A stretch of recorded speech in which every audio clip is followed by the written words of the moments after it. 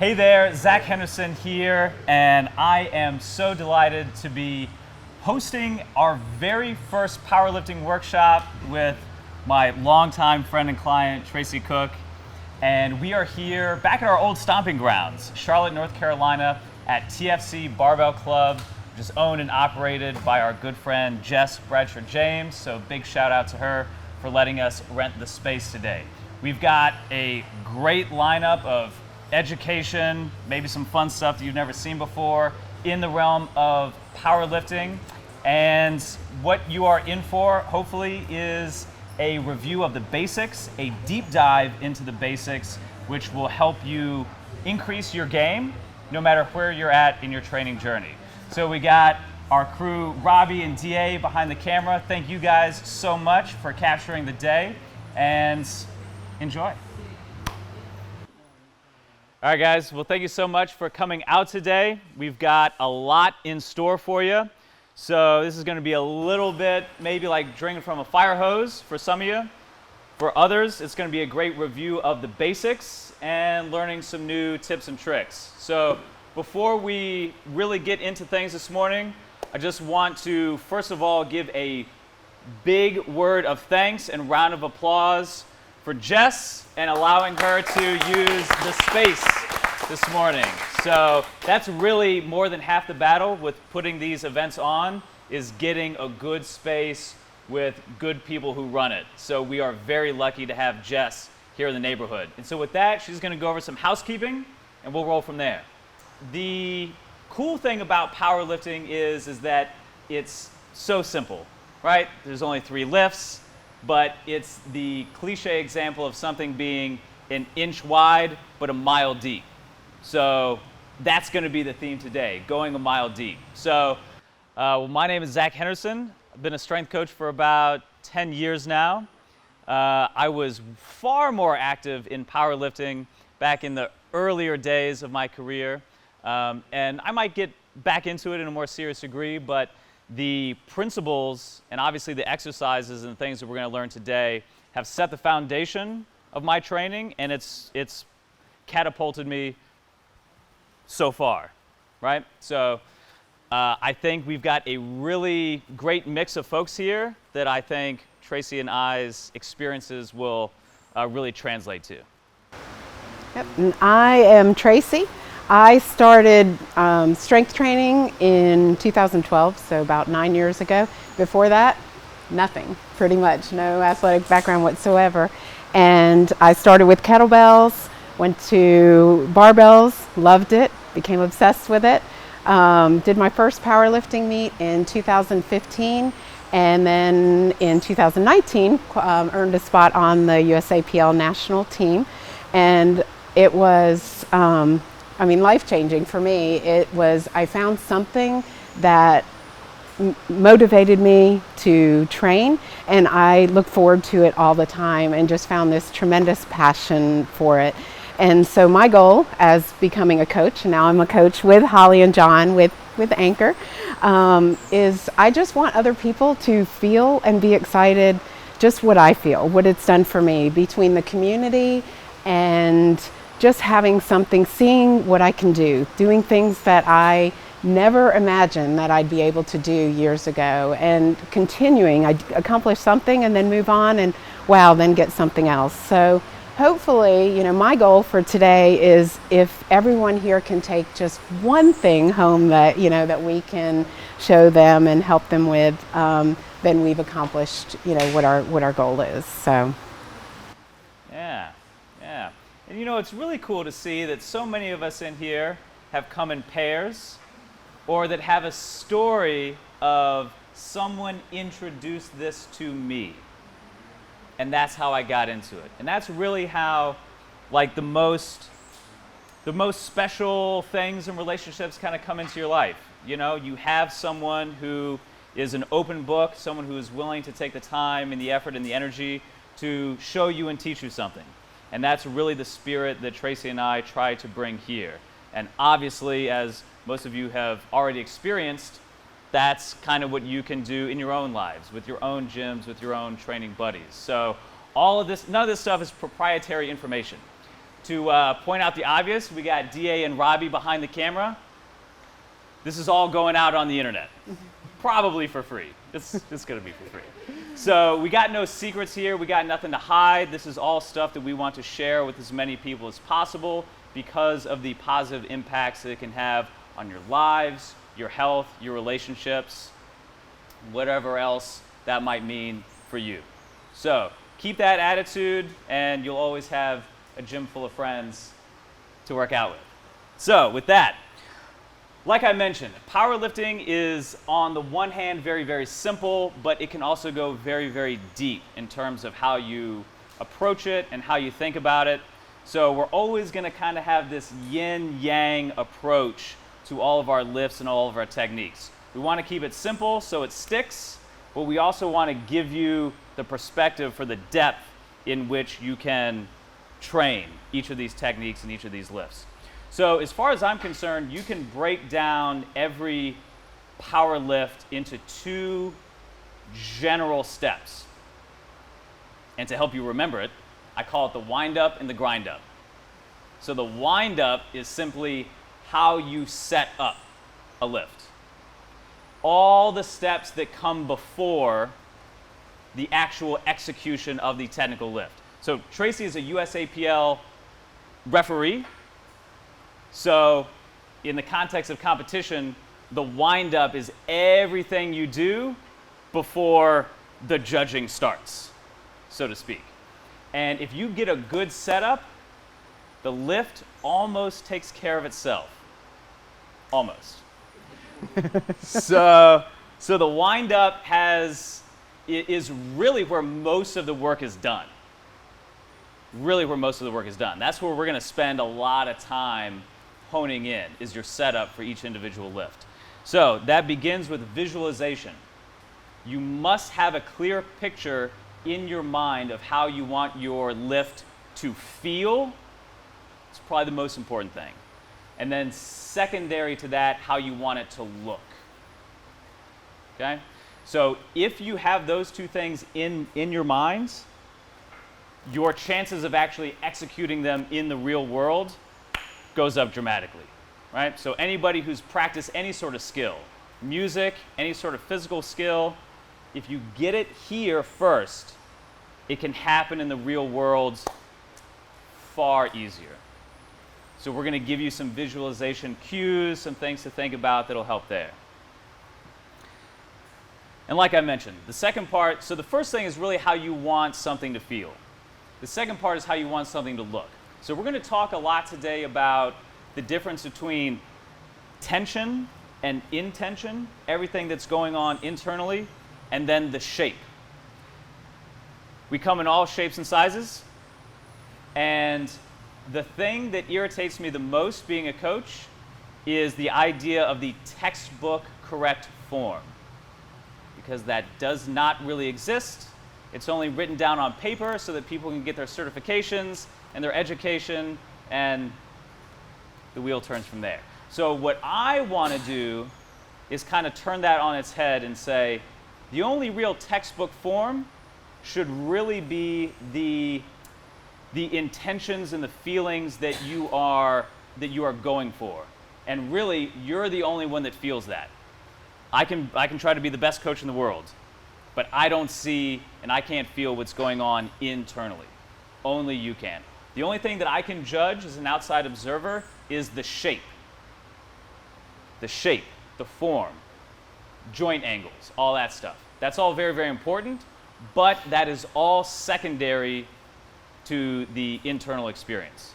So we're really going to hammer on that today. So those are really the three main points of the setup and the wind-up. The visualization, the internal sense of tension, and then finally the external shape. Obviously we have some boundaries of what the shape needs to be, especially for powerlifting competition standards, but you have to understand that that comes after. The shape is a manifestation of what's going on inside. Cool? And then finally, the grind up, the actual moving of the weight. Moving of the weight with efficiency and controlled tension. That's really what strength is. It's controlled tension.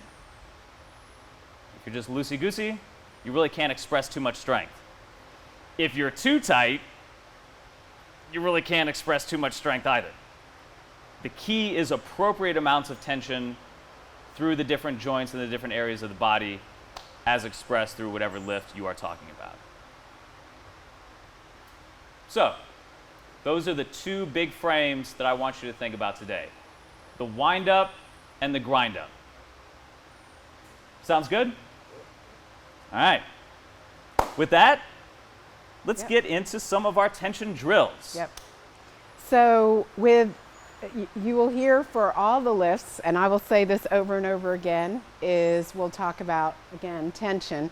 Tension being key to everything. The more tension that you have, bracing, which again, is a combination of breathing, tightness, carries through all three lifts. I can go, I can tell on a day if I'm, being lazy with it, don't get as tight, feels really, really heavy. When everything is just perfect and I'm perfectly tight, my breathing is just perfect. When I unrack the bar for a squat, you know it. I'm like, yep. And so I practice that as much, the tension, as much as I practice any of the technique for anything else.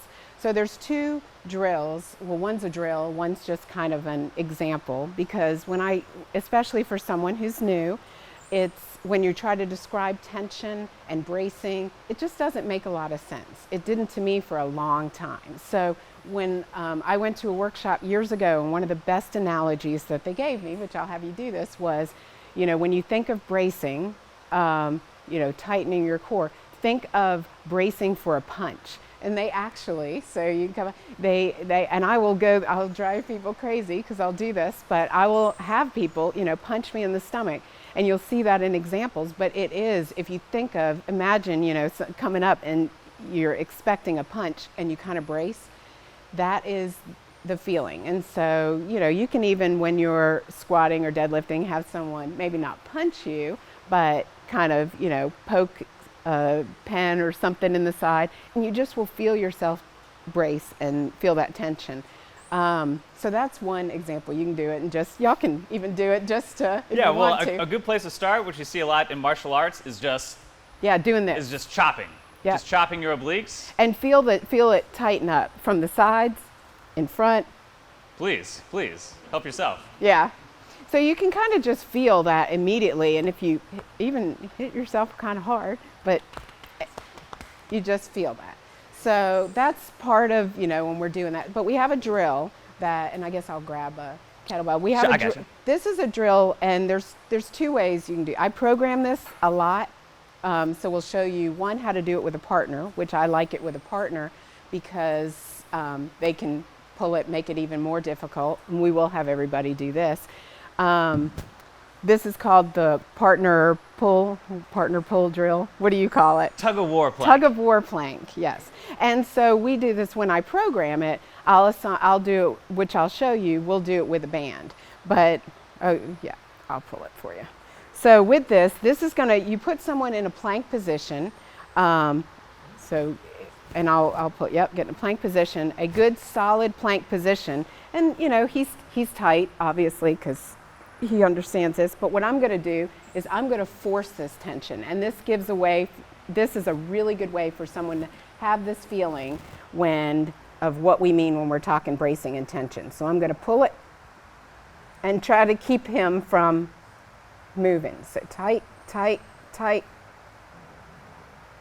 and I let go, and I'll do that again. So I love this drill when we're teaching, trying to just teach, because when we do this, people will. I have most of my skin. Yeah. Yeah. So when we do this, immediately people will get that feeling, and then they know. So we are going to have everyone do this, but I'm going to show you also another way. Let me grab a band. So this is a way, if you're at home by yourself or at the gym by yourself and you don't have a partner who can do the tug, I'll put it here so then that way y'all can see it better, sorry.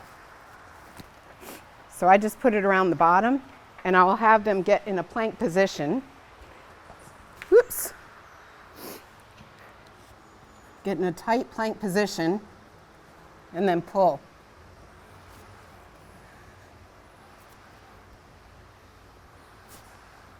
And hold. So I'll leave that there so y'all can try that. So those are two, that's a good way to do it at home. I love those. They're a great way to train the core, a great way to teach tension. So, because the whole goal of this is to do as much hands-on as we can do this with, there's some kettlebells, we have dumbbells, you know, because we don't have a whole lot of kettlebells, but if you can get a partner, grab a dumbbell or a kettlebell, and we'll kind of come around and help, and we want to have you kind of go back and forth, and you can spread out all over. It doesn't have to be here. So what we're already showing you here is, you know, with the traditional plank, you have gravity pulling you down.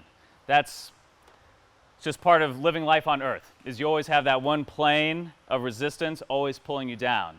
But one of the secrets of strength is how you can resist or create tension and resistance in different planes, not just against gravity. So what we were doing there already in the plank is we have gravity pulling you down, but now we have a partner or a band or something else pulling you horizontal.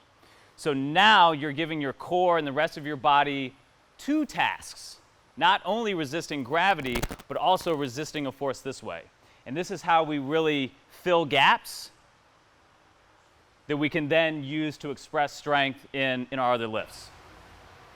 And I like to incorporate, for example, the band pull. I'll incorporate that. Sometimes I'll superset when I'm doing squats or when I'm doing, you know, deadlifts. I'll do that in between just to reinforce tension, to reinforce that tightness, so I know when I'm setting up for my lifts that I want to feel that.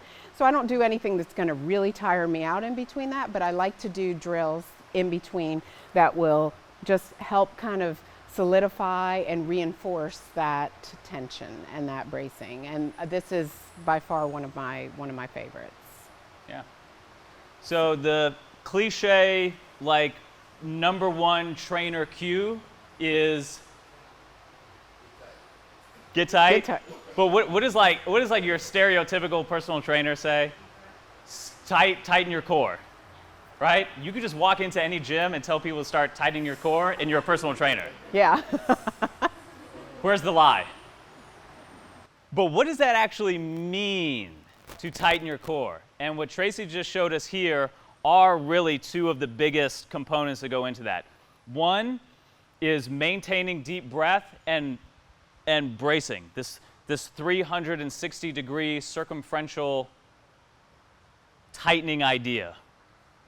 Right? And then the second big part of that is how you're resisting force, not only against gravity, but also against a whole nother plane. So obviously what we want to show you here is just a couple of tips and tricks, but use that as an anchor point from which you can experiment. So already you can see in this tug of war plank idea, you can do it with bands. You can do it with a kettlebell with a partner. You can do it with a dumbbell and a partner. You can do it one hand at a time.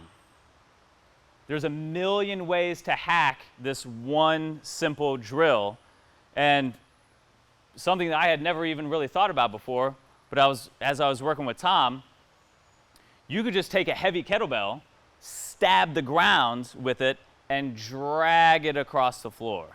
And you can still see it's still getting into those same intentions. Again, it's the difference between the shape and the tension. Your planks it just looks like any normal plank, but you add this, and suddenly it's a completely different exercise.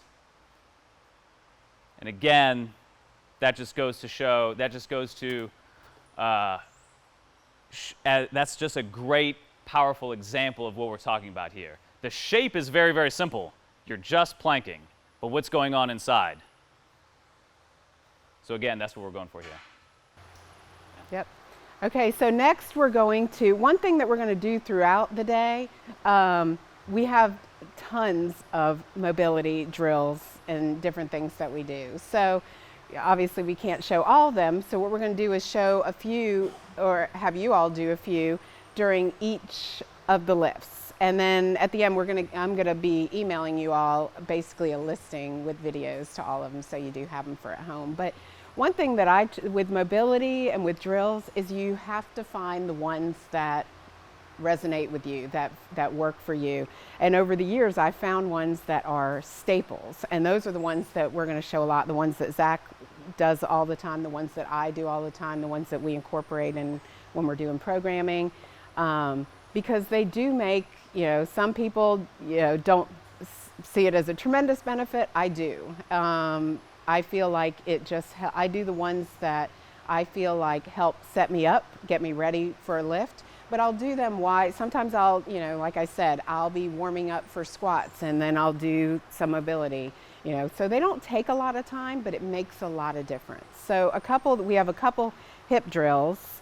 I'll show the first one. The first one is, I've told Zack, is my absolute favorite. I used to have, when I was squatting and I kind of narrowed my squat, probably maybe a year or so after I started, and I would constantly get like these hip aches, these aches here at the bottom of my squat. And I couldn't figure out, why. I didn't know what it was. Well, anyway, who knows if this drill is actually what helped it, but ever since I started doing it, I do it every single time I warm up, and it's never happened again. So it's my favorite. Zack names his drills all kinds of crazy names. But anyway, this one's he calls it the Iron Lizard. And how would you describe it? It's a deep lunge. Yeah. So. It's kind of simple as that. Yep. So I will get in and you can do this. So when I do, and I'm going to have you all do this as well, but I basically get in a runner's lunge position, and you can do it with your knee up or knee down. I do it with my knee down usually.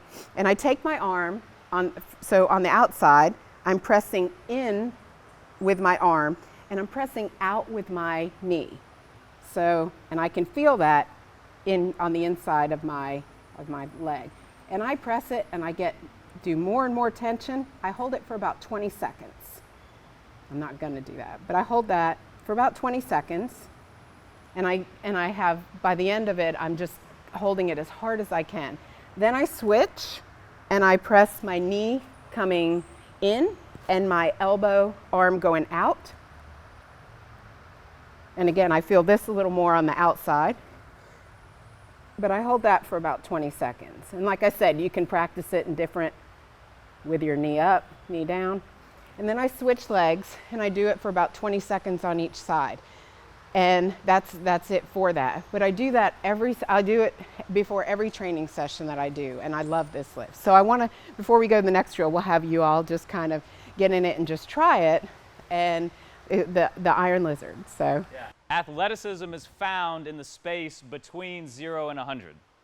Now, what you might be finding when you actually take it one notch at a time, your 80% probably feels a lot harder than what you would anticipate if you just went straight to 80% effort. And that's what we're finding here. Cool? So now we're going to block the inside of the knee. The knee squeezes in against the arm drives out against the knee. Let's say 20% effort, squeeze into 30, 40% effort, 50, 60%, and let's squeeze a little bit harder up into 80% effort. Maintain deep breathing. A little shake going on. That's it. For 3, 2, and relax. Okay, the next one is called a shin box, and this one gives a little rotation. So that one helped with more of the, I don't know, how would you describe? It's, we could talk about adduction, abduction, internal, external rotation. That's all great. But again, what did you feel? Yeah. Don't get caught up in the terminology. Where did you feel it? how did you feel it? We're talking about tension here. So that drill is just all about, I would call it as simple as just driving innie and outie tension. Do we really need to make this into rocket science? Probably not. We're just lifting weights here. Yep. So being in that deep hip flex position, in that deep lunge, really allows you to target this innie-outie intention. Yeah. Okay, so this with the shin box, this is another one that I do a lot, mainly just to get some movement in the kind of the opposite direction. So I put my legs in a 90-90 position, and I will just switch to the other side. And sometimes, so I'll do this, sometimes I'll add in to where I get like a deep, to where I can feel it in the back of my glute, deep stretch. Sometimes then I'll come around, I might even do where I go up just to get a little more, you know, in my adductors. Hip flexor stretch.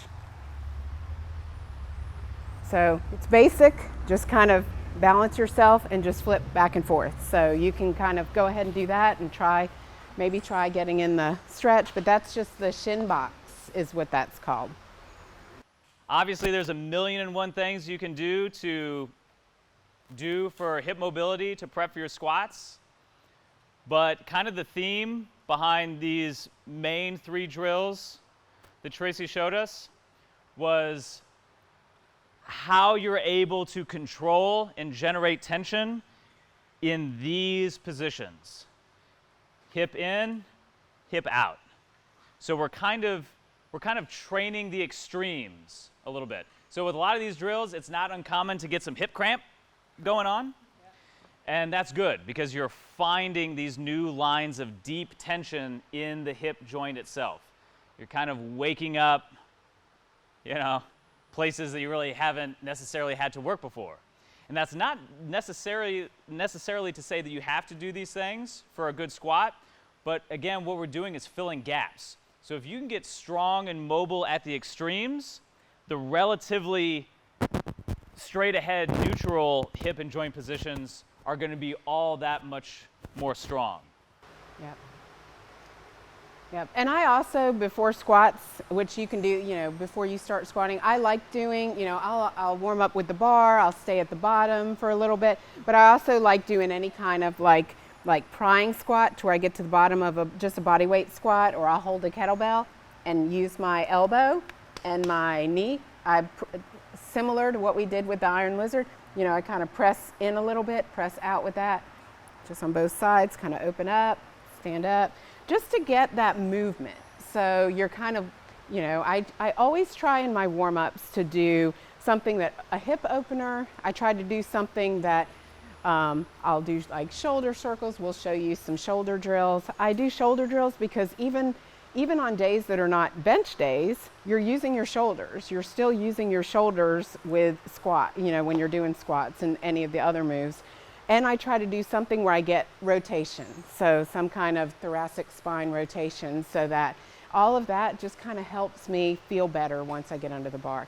And I'm older, and so, you know, me, Justin, Tom, I mean, not pointing people out. But we have to, I mean, you know, it does, I do it, I feel immensely better after I do that. And so I just try to incorporate some of those. So we'll be showing you some other hip drills when we are doing deadlifts, but there are tons and tons of different ones. And you just kind of know when you do them. When you do the one, if it feels awkward or just doesn't ever feel right, don't do it. Just find one that you're like, yeah, that one, that's mine. And that's kind of what I've done over the years, is I found the ones that I feel the best, and that, you know, I try not to waste time doing ones that I feel like I'm not coordinated with or I just don't want to do. Anyway, but there's tons of them, and they really do make a difference and help a lot with how you feel. Yeah, cool. All right, y'all, so any questions, comments, or concerns on what we've been over so far? All right, so we are going to get into the back squats. Yes. And obviously we're going to start with the setup. Yep. So on all of we're going to kind of, if y'all want to kind of come around, we figured we'd use the rack in the center because it'll make it easier for everybody to kind of see from different angles. But On all of the lifts, I will probably say a million times, is take your time on the setup. When I look at things that when I first started, when I look at, competition videos, which I guess competition kind of throws in a different, because you're anxious, but I rush through everything. And I can tell you that when I take my time, with the setup, and I do everything right, one, I'm practicing repetition over and over again. I do the setup with the bar on all 3 lifts the same way that I would do if I have, a ton of weight or I'm doing a 1 rep max. Every single lift you treat the same, and it makes a tremendous difference. I know and I said this earlier, when I do everything right and I take my breath and I brace and I'm really tight, that the bar just 300 pounds can feel like nothing. And sometimes when I'm getting ready to do a set, if I unrack the bar for any of the lifts, or I do a rep and I just didn't set up well, I'll re-rack it, shake it out, and do it again, because that is that important, and it's part of the lift that makes all the difference. So for the back squat, which I guess what I'm going to do first is just kind of break down everything step by step. And we'll kind of go through that. And then when we do split up, we'll come around and kind of help you with all the different... Feel free to come around if you need to. Oh, yeah, to come around to see. One thing to point, and I'll say this through all the lifts, as we go through for any stance, whether it's grip width, whether it's your foot stance, they're all individual. It's all based on what feels the most comfortable and the most strong for you. So when you see people, sometimes, and Zack and I both talked about this, if someone says, oh, you need to have a wider stance. Well, if that's not what what fits your body type, then you're never going to feel strong in that position. So especially when you're new, the part of the fun, and I've been doing this now for, powerlifting for 6 years, and I still constantly will change things, because what felt good 3 years ago may feel different now, and I may feel stronger with something else. So just don't get dead set on that you have to be any certain way. There are principles that are important to follow, but the actual width and grip and all that is just very unique to what feels the strongest with you. So with I'm going to start from the grip. We're going to walk all the way through the squat, and I'll just kind of point out some differences on this. So for your grip width, the goal is with the back squat, the goal is to have your grip as tight as your shoulder mobility will allow. So you want to be as narrow as you can, but in a comfortable position. Your elbows need to be inside of your hands, so you don't want to be out. You want to be tight. You will create a shelf essentially from your back tightness by squeezing your shoulder blades down and your elbows back, and that creates a nice little shelf. Where you position the bar is you want to be on muscle. You don't want to be on bone or it'll hurt. So you want to be, if you're really tight, it naturally will create a shelf on your traps. There's high bar and low bar squats. High bar is more on the traps, up higher as Zack is doing. Low bar is also created, it's on your traps, but it's between your traps and your rear deltoids, so it's lower. The difference between the two, again, most people can handle more weight in competition at higher intensities with a lower bar, because it is keeping the bar more in line with your midfoot, and it's kind of centralizing that. But there are plenty of people that squat high bar in competition. So I'm not saying that is the way you can squat more weight. I'm saying that is a way that you can try. And you can kind of try both today. I train both. I train high bar and low bar because I like to get the stimulus. High bar, you will be a little more upright. Low bar, you will lean forward a little bit more. So your grip and then the bar placement. You want it to be tight. You want your upper back to be tight. Your foot stance. So you can loosen up for a second. I'm not going to make you stay like that. Ready for anything. So for your foot stance, where you stand, will be about, you probably want to start, just if you haven't done a lot with, if you haven't found your stance, maybe be a little bit outside of shoulder width, a little bit outside of shoulder width apart, with your toes slightly angled out. Again, some people have a feel stronger with a wider stance, perfectly fine. Some have a very narrow stance, also perfectly fine. But if you're just starting and you want to have a good starting point, a good position where to start, I suggest starting right about outside of your shoulder width. And again, where your toes point, some people will be straight. I think it will help you get down a little further with having your toes pointed out. And again, the degree is individual, so you want to kind of try with that. So Zach, when you are getting under the bar though, back again, or I can do it. No, I need this. Exactly. So set your grip height, set your grip width.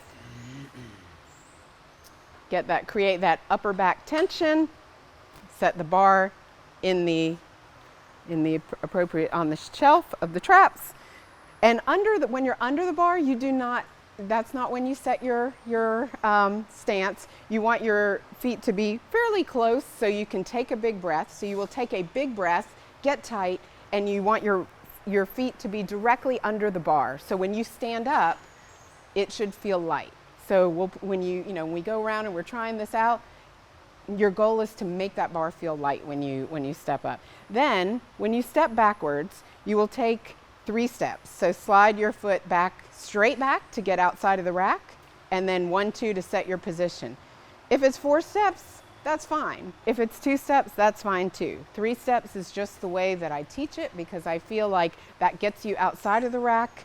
And then 1, 2, you don't want to be far from the rack. You want to be, you don't want to step back, way back from the rack. You want to stay fairly close to the rack, because you don't want to use that energy walking away from the bar.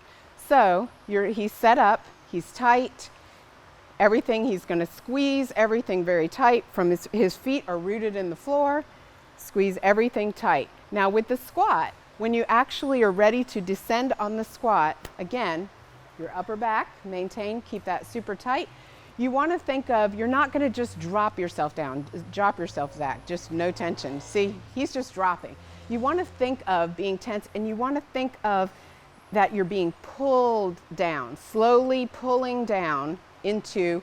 Now, as far as depth, where you want to go, it is as deep as your hip mobility will allow with good form. You don't want to, I see people who have they can get down super low, but they lose all tension at the bottom. So when you train it, if you're competing, you do have to break below parallel, but it isn't necessarily always good to go just as low as you can. That's not the goal. So initially, if you're above parallel, that's fine. Train it, practice the tension, and keep going a little bit lower. But don't feel like you have to hit a certain point. It's where your mobility and your hip mobility will allow.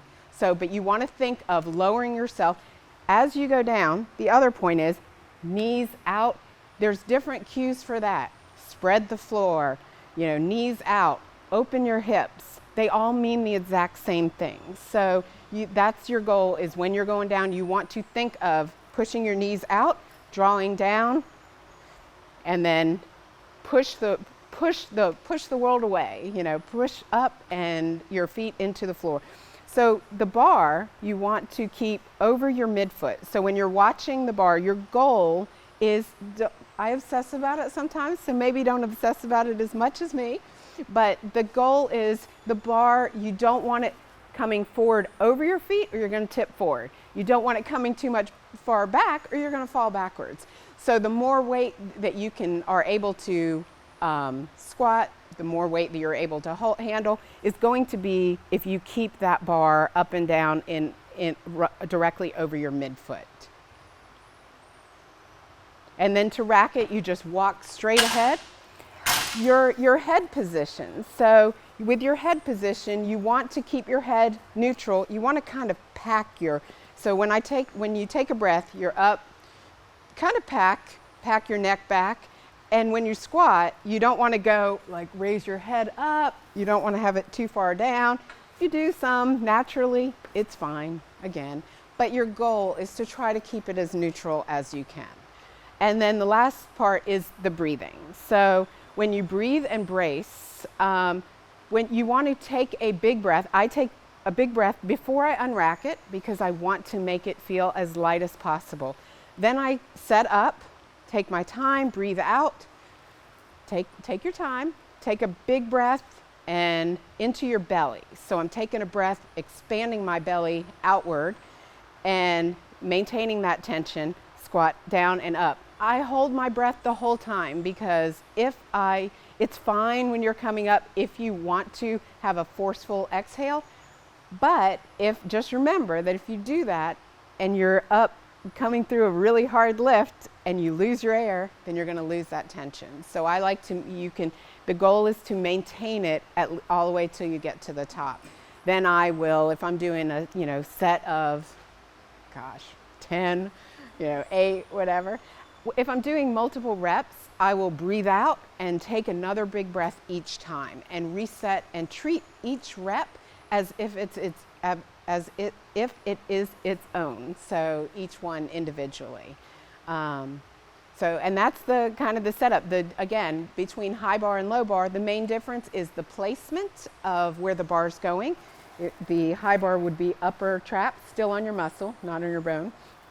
And then the low bar would just be a little bit lower between your rear delts and your lower trap. But it will keep, with high bar, you will stay a little bit more upright to keep that bar over your midfoot, whereas if it's low, the bar's going to be further back, so you have to be leaned over a little bit more again to keep it over the midfoot. And they're both, both fine to do. So shoes, again, personal preference. I lift with squat shoes because my ankle mobility, I just feel stronger with squat shoes. Holly lifts with flats and has an incredibly strong squat. So I feel like, and I've done both. I have gone, you do not want to use like running shoes. Anything cushy, you want the bottom of the shoes to have a stable, flat surface, or barefoot, that's fine too. You don't want to be in anything that's cushy, but when you are training, I like to squat with squat shoes. Lots of people do. Do you wear squat shoes? Yeah. So I've tried both. I feel strong, but I don't feel as stable as I do when I have my squat shoes on. So I like wearing the lifting shoes, but you do not have to have them, Holly, like you used to lift with. Yep. Exactly. Same thing. And it's just and sometimes I went through a phase where I felt stronger with wearing flat shoes, but then I switched back just because ultimately. So I think try both. If you don't have them, absolutely don't need to buy them. But if you want to try them, you can go back and forth. And again, you'll see, if you go to a competition, you'll see just as many people competing in flat shoes as they are competing with the lifter shoes. So it really is what you feel the most comfortable with. So I think both are perfect. So you got to pick your poison in this world. Half of us have problem getting down to parallel. The other half of us hit depth too deep, too fast. If there's a very funny picture of me squatting in my first meet where the spotters thought that I was failing. Because I squatted here. Yeah. I actually heard, at a second meet, I was there, and there were people gasping behind me. I'm like, yeah. They thought I was just getting crushed, which maybe I kind of was. Just getting crushed by the weight. So that's something that I've had to work on a lot, and with a lot of my clients, because we think, hey, deeper is better, and to some degree it is, for training purposes. But you also got to consider when you're lifting heavy weights, especially in the back squat. The front squat, you can get away with deeper depth a little bit more safely. But with the back squat, too much is just too much. So again, in general, for powerlifting standards, for judging standards, as soon as you hit below depth, below parallel, where your hip crease is below the top of your knee joints, that is a quote-unquote legal depth. Now, for training purposes, you can be like here and still engage all the muscle groups. Like what I was telling Tom, as far as I'm concerned, whatever you load up for like a jump, everything's engaged. So if you only squat to that depth, for me, that's totally fine. Anything deeper than that, you're really talking about competition standards, okay?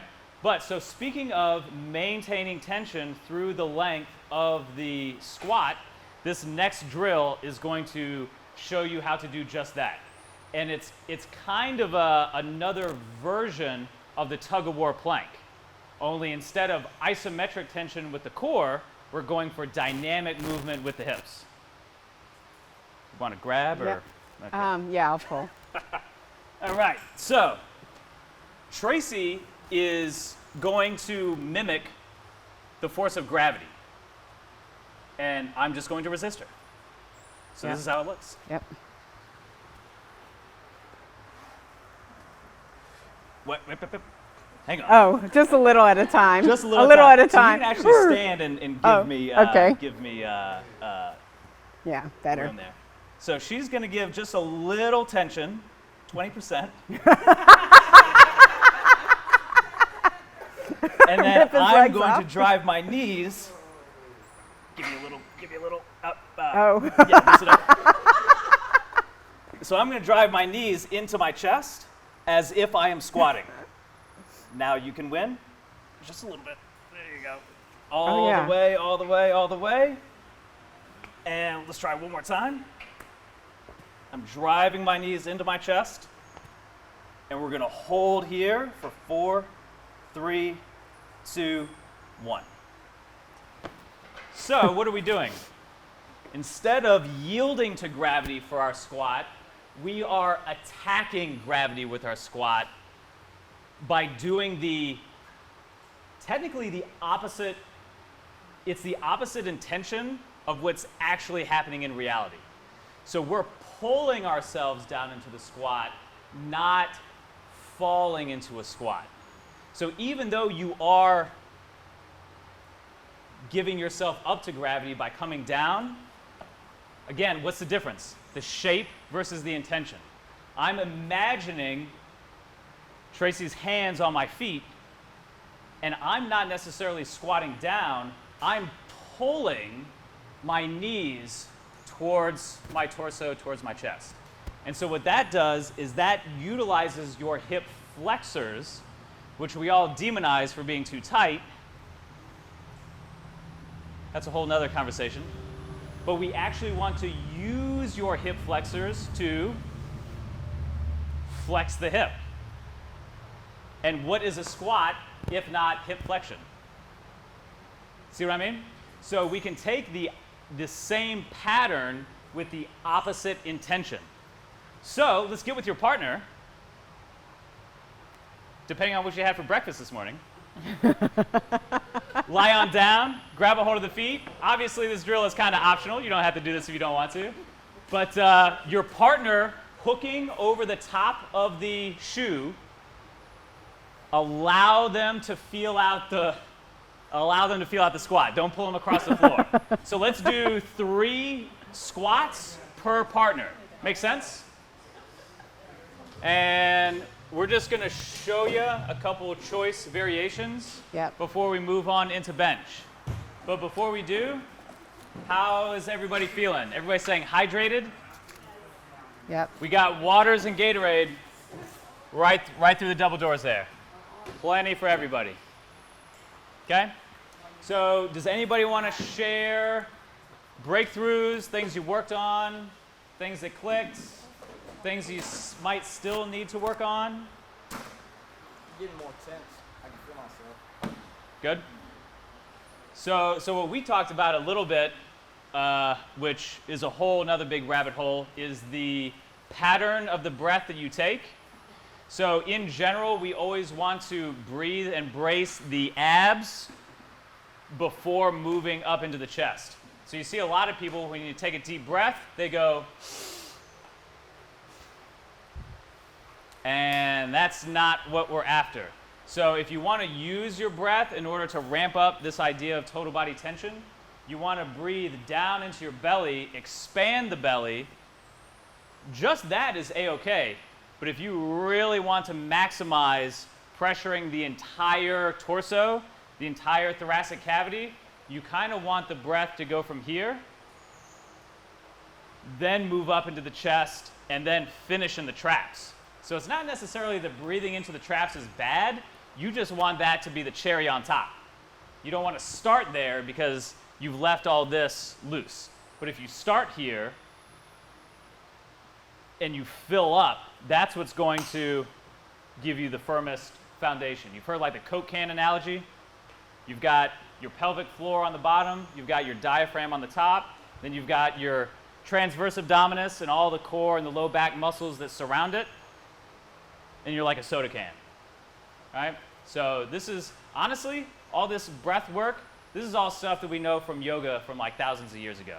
How to maximally utilize the entire thoracic cavity and all of your lung capacity. And so that comes in big time when you're going for these max effort lifts and you want to be as braced as possible. So do keep that in mind. Breathing from the bottom, filling yourself up like a barrel all the way up to the top. Not up into your face. Keep your face relaxed. Everything from the collarbones down is tight. From the neck up Relax. is loose and happy. Yeah, one other cue that's really helpful that I think about with your feet, because you do want to keep your feet very rooted into the floor. You'll hear the term tripod foot, so you're on your midfoot where your toes kind of are like your toes and your heel are like the tripod. But one thing that really helps me, and I was telling Val about it, and I didn't even remember this until then, was when I'm at the bottom of the squat, when I'm ascending, when I'm coming back up, I think of one, staying on my midfoot as balanced as possible, really spreading the floor, so pushing my knees out, but I will take my big toe and grab the floor with it. And that helps me a lot when I have a lot of weight on and I want to stay, because it just keeps my positioning. So I will get down there, squeeze, put my big toe, kind of grab the floor as I'm coming up, and it just helps. So that's just another thing, again, just to try. If it doesn't work for you, then that's a cue. You will hear us also talk about cues. There's, again, a million different cues, and there'll be one that just hits you and you're like, that makes sense. So we're gonna throw out a lot of different ones, just because then you can kind of take the ones that work for you. So the only other thing I wanted to kind of mention, like I said, I'm going to be sending you all kind of a list of variations, but just with the back squat, there's tons of variations you can do. You can do safety bar squats, you can do front squats, Zercher squats, but just with the back squat, there's a lot of different variations by switching tempo, adding pauses. So I was just going to show a couple that I really like. I really like pins where you'll set the safeties. You can come, I'm not going to do that one now, but you will come down to the pins, pause on the pins, and then come up. You can also start the squat. They're called Henderson squats. That's one of the variations on there where you start from the bottom, but I don't like setting up in the bottom. So I will, even for those, I will set up, come down to the pins, loosen up completely, so as if I am at the beginning, able, but I still have my setup, and then I will start the squat from a dead stop. But with that, so I'm gonna just set up.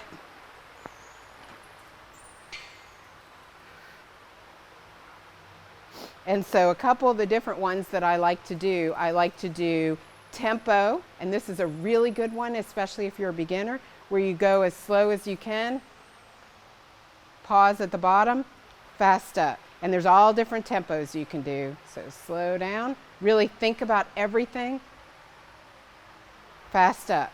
I like to do pauses where I just go down normal, pause, maintain that tension, up. You can do different count pauses. I like to do, and this one's really good for what we were talking about, where people will just rely a lot on the rebound.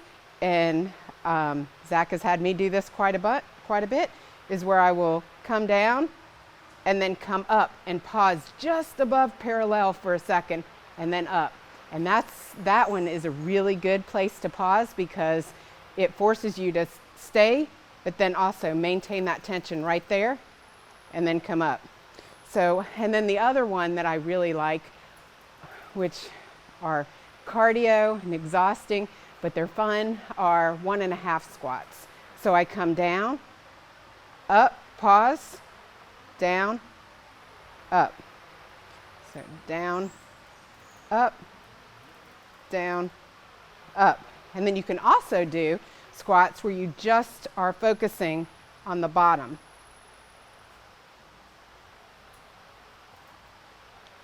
So there's a lot of different, by switching tempo, adding pauses, controlling it, you can really practice the positioning. The other thing that I really recommend doing, especially if you're training by yourself, training at gym, is filming. I know lots of people post their lifts on Instagram, but they don't necessarily, I know I don't. I film them because I watch my sets. I watch for the bar path. I watch to see what my positioning is. I film it from the side, film it from the back, film it from the front. I can make sure I can look at it and know. I also like to film it because when I do a squat that feels perfect, I want to know what I did right. So I'll go back and go, okay, that was money. And so I will watch it and try to replicate that again. So it's a very helpful tool. There are apps, Iron Path. I use that I'll film from the side and track to see what my bar path is. So there's a lot of helpful ways to be able to look to, but usually a combination of how it feels and how it looks on just watching a video will tell you a lot. So anyway, that's, again, I like to take just the regular squat and turn it into a lot of different variations that train different things, but you're getting practice doing that same, the same positioning in the same squat. So now I think we're going to do bench. Everybody's favorite, bench press. You get to lay down. What's there not to love? All right, y'all, so everybody's looking good. These squats, you guys are stellar strength athletes. So hopefully you're learning something here along the way. So in the same way that we warmed up for the squat with a few mobility drills to help your hips work, we're going to warm up here with a few shoulder drills to help your arms work. Cool? So we are going to start with what I call swimmer rotations. You may have seen these before. These are pretty simple, and there's a couple of different ways to do them. All you're going to do is reach your arms long and try to touch them on your back.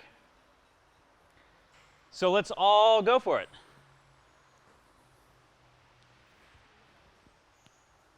You will probably feel a little bit looser on one side than the other. That's pretty much the case with everybody. And I don't want you to necessarily fight for range of motion. The goal is not necessarily to touch fingers. Rather, the goal is to use those rotator cuff muscles, use those upper back muscles just to facilitate this movement. So I really don't care how low you go. I just want you to do it. Now, another version of this is doing both hands at once. So if we take both hands, reach down the back. Now what you can do here is actively push the backs of your hands together. And you should feel your biceps light up a little bit doing that. Now don't crane your head. Try to stay nice and neutral with the gaze. And then we're going to reach. And then as we come around, we're just going to reach up the back. Does that make sense? Now when you're here, you can actively press the backs of your hands against your back. Does that make sense? So again, in all of these extreme ranges of motion, we're adding these extra lines of force and resistance. So when you're here, backs of the hands are pushing in against each other. Your biceps might cramp. Be careful. And around, reaching up the back, pressing the backs of the hands in against yourself. And relax. Everybody feeling okay? All right. The next drill is called the Egyptian twist. So we're going to, if you don't mind, I'll just snag this rack right here. Hopefully everybody can see me here. We're going to take one hand, palm up, reaching out like so. The goal here is to kind of drive that thumb to the back wall, but to also keep the shoulder down. And you can kind of tip the arm back. So we're going into that full kind of twist there. Does that make sense? As far as what's appropriate. And then we're going to take your other hand, turn it under, reach palm up on the other side. Yeah, very nice. And you're going to be looking over that first side. And then we're going to pivot, turn, wring out yourself like a towel, and twist. Really drive the chest forward and really tilt that front thumb down to the ground and that back thumb up to the ceiling. And we're going to pivot and switch. So you're getting as much rotation out of those arms as possible. And of course, you can pivot from the feet as well to really lean side to side. And we're going to try a couple more there. So you can do these like long and hard, or you can do them nice and easy. Nice and easy. Flow with it. And relax. How's that, guys? Does that feel good? So again, with these mobility drills, we're kind of putting your joints in these odd positions, kind of extreme ranges of motion. And it's up to you how much force and tension you want to drive through the joint. Same thing that we did on the ground with all those squat drills. There's a wide swath of possibilities. You can do these mobility moves kind of loose, kind of dynamic, kind of fast, or you can just hold and generate maximal tension. Maximal with the tricep, maximal with the bicep, as if I am arm wrestling myself. Does that make sense? So your ability to mentally connect with all those ideas is strength training. It is controlled tension. Cool? So we got the swimmers, we've got the Egyptian twists, and again, those are all things that, like I said, you really can't do enough of them. I do this all day. And once you clear out all the cobwebs, it feels really good. All right? Being able to reach behind your back is an important life skill for your shoulders, for your general health and wellness. Because you never know, you might have to reach behind you real fast, okay? And you don't want to throw a shoulder out doing it. Last thing that we're going to do for prep is very simple shoulder protraction and retraction. So that's just reaching the shoulder blades forward and back. So I'll demonstrate what I mean there. You can do this in tons of different ways. We're just going to make light fists and put your hands out straight. And what we're going to do is allow the shoulders to roll forward into a hunch. And I want you to stretch between your shoulder blades. And you can even do like a little side-to-side punch, little side-to-side lean, to really stretch in between your shoulders. And then we're going to keep straight arms and pull back. Driving the chest forward, shoulders down, and really squeezing those shoulder blades together. Try that a couple more times. Rounds, stretching the upper back, retract back, tucking the shoulders down. You should feel your lats pulling your armpits down. One more time, big reach forward, big stretch. And now as you come back, think about tucking down, shoulder blades down, lats pull, pull, pull, triceps tight. And guess what? This is the start of your bench press. Ba-bam! All right? Any questions on any of that stuff? The shoulders are the most mobile joints in the entire body. It behooves you to move them around in all angles as much as you safely can. Cool? So now we'll get into the bench press proper. One quick note of safety.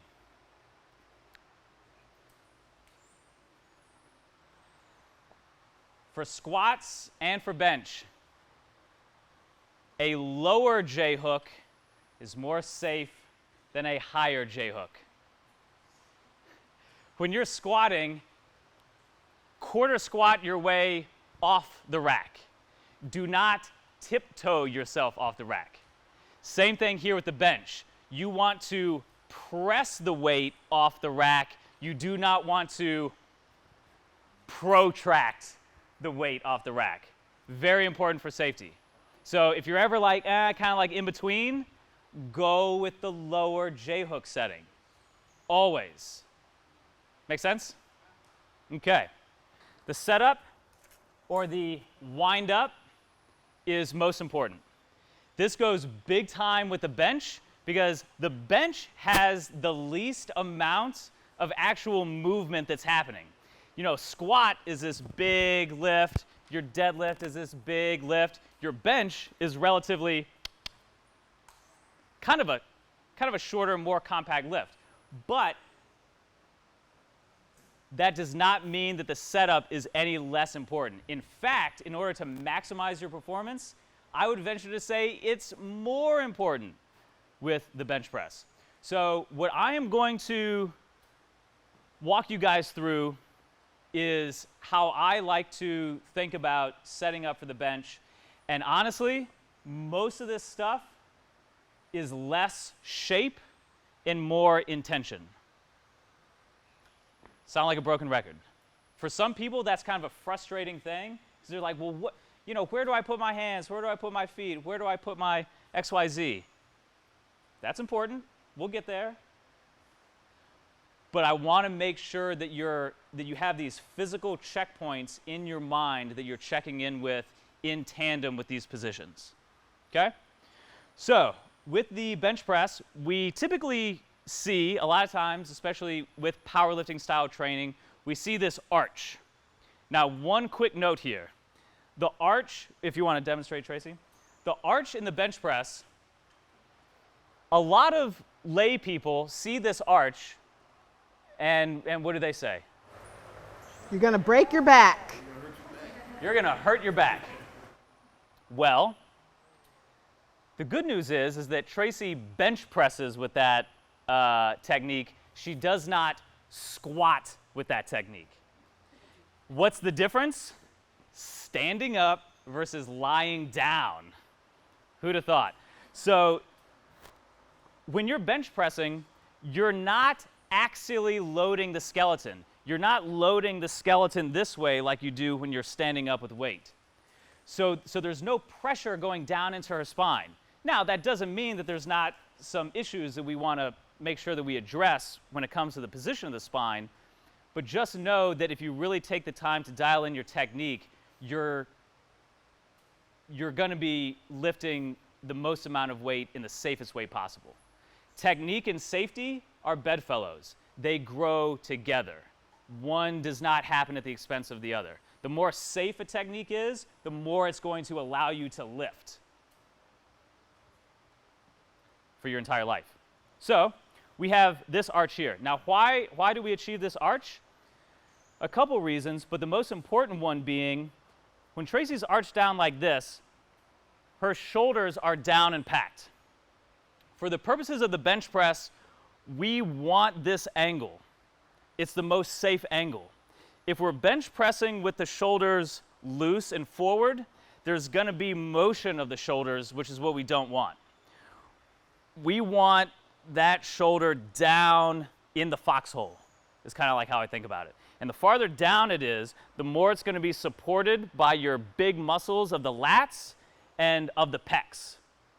So you think about it, lats and pecs, two big muscle groups supporting this relatively small muscle groups of the delts and the very vulnerable joint of the shoulder. So we want to be sure that we're maximizing our lats and our pecs to sandwich that shoulder in a safe way. And this arch allows us to do that. Cool? So, the first arch of the bench is what I call this global arch. From tailbone whoop, to base of the traps or base of the neck. So Tracy is, she's not on her head or neck. She is on her traps. Same kind of thing like in the squat. The traps support the bar. Here, the traps support the upper body as it roots into the bench press, into the bench itself. So everybody knows this arch. Bench press 101. You get this big arch here. Now, to really maximize the tension that you're going to get from the bench press, there's two other arches I want you to mentally key into. One is the arch that is formed from hip bone to hip bone. So what does that mean? What do you think that helps you tap into? Your glutes. Your glutes. So if you mentally think about creating this arch from hip bone to hip bone, your butt is going to help facilitate that internal line of tension. Does that make sense? Your glutes are very important for the bench press. So we have that arch. Does anybody want to venture a guess on the last arch?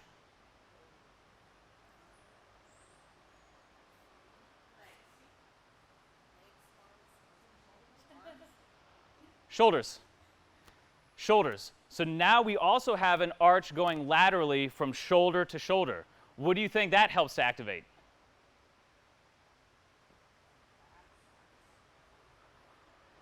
Lats, rhomboids, rear delts, everything in the upper back. So I could tell you to squeeze your butt and to make the arch in this whole thing, but instead if I give you the visual of arch this way, arch here, and arch here, that's going to do it for you. And I don't have to spend 20 minutes pontificating about it. So those are the three lines of arches that I want you to think about. Tailbone to traps, hip bone to hip bone, and shoulder to shoulder. When you do that, 1, 2, 3, you are locked. You are locked in solid. Right? So it follows the same physics as like the ancient Roman aqueducts. Right? It's exactly what we're building here with our own body. So does all that make sense so far? If you're with me through that, then we should have no problem. So now we'll talk about once you get all that set up, the actual press is kind of no problem. So just a few basic points. Tracy has her feet slightly behind her knees. We'll talk, we'll kind of nitpick your form a little bit later. But in general, having your feet slightly behind your knees gives you this shape of this arch. See what I mean? If her feet were out that way, the arch shape would just kind of tail off. But because her feet are behind her knees, we have this curve going this way. She's set up so that her eyes are directly up under the bar. You see a lot of people reach way back and try to unrack the bar. Not very safe. But instead, the bar is a little bit forward of her shoulders, but not much. And it's over her eyes. We need to be a little bit off kilter so that we can actually unrack the bar and not hit the J-hooks on the way up. So her eyes are directly up under the bar. Grip, guess what? That's going to depend on a lot of things. But in general, what we recommend is somewhere between pinkies on the power ring. You guys see the power ring that's on the bar? Depending on your bar, you might have 2 power rings or you might have 1. Pinky around that power ring. Tracy likes ring finger. Pinky, ring finger, what have you. And then you could go as far in as index finger around like the beginning of the knurling. We're obviously going to give you a lot of time to experiment. And there's pros and cons to everywhere you put your grip.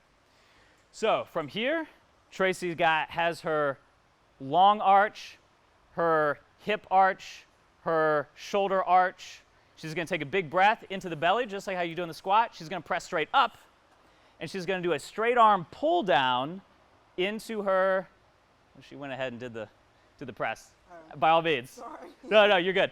Just from the press off the J hook, bring the bar into position. Does that make sense? Because you don't want to press into your eyeballs. You want to straight arm pull down to where your lats lock up. That's your best starting position. And then when she pulls it down, she's going to pull it down in a little arc, touching somewhere around the bottom rib area, and she's going to drive up for any number of reps that she so chooses. And as you can see here, she's maintaining tension through the arches. One other quick point, you can see as she presses up and very slightly backwards. It's almost imperceptible to the untrained eye, and it'll look different with different people. But what you don't necessarily want to think about is pressing too straight, because when you're in this arched position, your straight is actually going to be kind of down towards your feet. It's probably a little dangerous, but it's really not efficient. So you kind of want to think about pressing up and slightly back. And you're going to have this natural setting point of your shoulders. Up and whoo, you'll feel you're going to reestablish that arch connection when you lock out. Any questions? If your glutes and lats cramp in your setup, you're on the right track. Cool? So we're going to get a lot more into leg drive after we warm up. All you need to worry about when you're racking the weight is just bam, throwing it back, and the J hooks will catch it. Same thing in the squat. All you got to worry about is taking one big step, bam, and the J hooks will catch. That's why your J hooks got to be low, and that's why you can't be taking a walk outside of the rack. Now, as it applies to where you keep your eyes, keep them straight up. On the ceiling. Straight up on the ceiling. Pick a spot. You know, you unrack. Again, when you're lying down, a lot of this stuff just has to be feel. Just has to be feel. So, you know, look where you want to grip, and then pick a spot on the ceiling, unrack, straight arm pull down, and go to town. If you start looking around, stuff is going to happen. So you want to keep as much of that just rigid tension as possible, and ideally, with the exception of maybe a little bit of lateral movement in the leg drive, nothing moves besides your elbows and shoulders. Keep your eyes on the ceiling until you've racked. Everybody likes to kind of look down as that bar is coming down. You're just making it more complicated than you need to be. And you're probably also mentally kind of checking out. A lot of these like nervous tics that I think a lot of lifters get into, it's just that. They're just nervous tics. And they're kind of avoiding this whole idea of staying in your body and feeling. What do you need to look at? When you set up, you don't really need to look at anything. So just keep your eyes dead on and get, as woo-woo as it sounds, get in your body. Stay in your body. Develop this kinesthetic awareness of what's going on. Does that answer your question?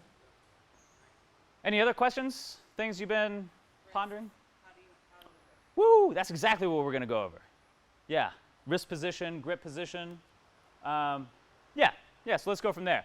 So, like I was mentioning before, anything from like a wide, index finger on power ring all the way to a more narrow grip, those are all fine grips. This is normally what you call like a close grip bench press. You have wide grip bench press, and you have everything in the middle. They're all working the same muscle groups. They're just working them in different ratios, so to speak, and you're obviously in different joint angles.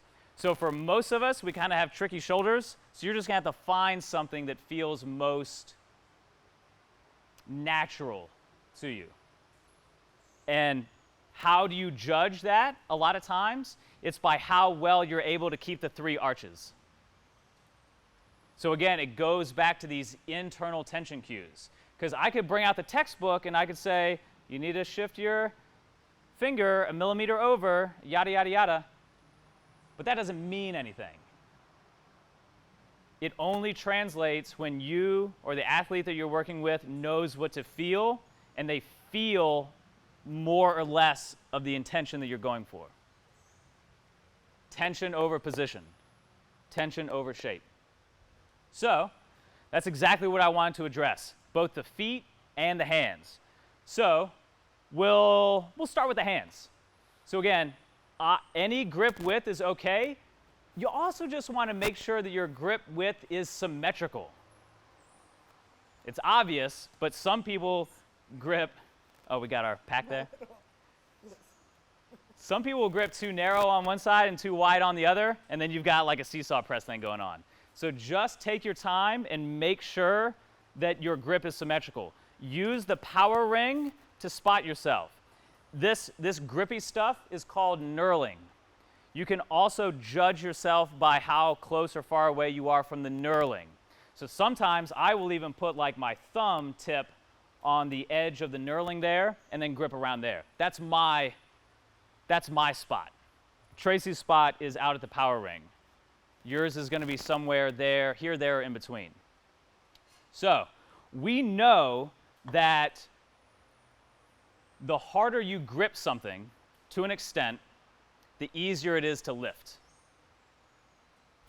So another thing that we didn't exactly talk about in the squat, but is applicable to all these lifts, is crushing the bar with your grip. And that's going to make weights feel easier. Okay? So no matter where you are, what I like to do is kind of open the hands, and I like to dig in one at a time. Pinky, ring, middle, index, wrap that thumb around to lock it in tight. Does that make sense? When you do that, you should feel the difference. Wrap it around like a, just like you're squeezing the daylights out of the bar. From there, wrist position. In an ideal world, we would have just a rock solid straight wrist position, because that's what's going to transfer weight effectively down into the forearm bones. But if we had our wrist perfectly straight, the bar would almost fall forward off of your hand. So we have to have just a little bit of wrist flexed back, extended back. But you still want to have this intention of the bar being centered on the base of the palm of the wrist. Tom might know this better than me, but isn't there some sort of strike where you pop somebody in the nose with the base of your... Also talk about how do you make a fist to punch. How do you make a fist? Right. Person would never punch somebody, but you're Right. trying to create something that's solid as opposed to just closing your hand. Right. It's the same approach. Right. Because you want the force to go through the arm. And you can't do that like this. So you have to crank it right around there. And it's going to be a little bit different for everybody. But you'll know you get it just right when you barely feel the bar in your hands. That's kind of the trick to a lot of this bar gripping stuff. You know your tension around the grip is right, and you know the alignment is right when you don't feel tension on the back of the wrist, and obviously you don't feel it slipping forward, but rather suddenly it feels like your elbow is heavy. You should kind of almost feel it more in your elbow, in like your lats and base of your shoulders, than you do necessarily in the wrist. Tracy, am I missing anything? So does that make sense? Yeah. So yeah, crush grip the bar. Now, one other grip cue is bending the bar. You guys ever heard bend the bar? This is if you think about it, this relates back to the shoulder to shoulder arch. If you try to bend the bar as if you're bending it into a rainbow, you're trying to do this motion on an immovable object. up to a certain point. You might be strong enough to bend it. Don't let me hold you back. But that's the intention, is trying to bend it this way. And all that is another cue, another manifestation of this shoulder-to-shoulder arch. So if Tracy presses the bar up and brings it into position, and this is another thing that's important to think about, you press straight up, and then you do just that subtle lat pack this way. We kind of glossed over that a little bit in the setup, but that's important. So she settles only when her lats are maximally tightened down. And that's why if your lats cramp here or a lot of times at the bottom, you know you're maximizing your lat potential. So from here, Tracy's leaving her fingertips on the bar. That's how hard she's squeezing it. She's thinking about bending the bar, bringing it down, making light contact on the shirt, and driving up with force. Cool. And rack. So speaking of driving up with force, this is where, as Tracy was mentioning, we want to think about utilizing leg drive to help the weight fly. So this is another one of those just kind of tricks of physics, because you're pushing your body this way, and that helps the bar go that way. So you're kind of like pressing yourself down and away and laterally away from the bar. Obviously, you're not actually moving across the bench. Sometimes you might. But the trick is to center yourself with those arches. We were talking about butt coming off the bench.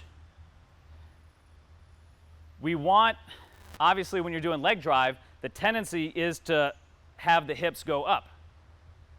But you have to translate that upward intention into a horizontal intention. That's what's going to allow you to maximize leg drive and keep your butt on the bench. If you're in competition, your butt comes off, it's a no lift.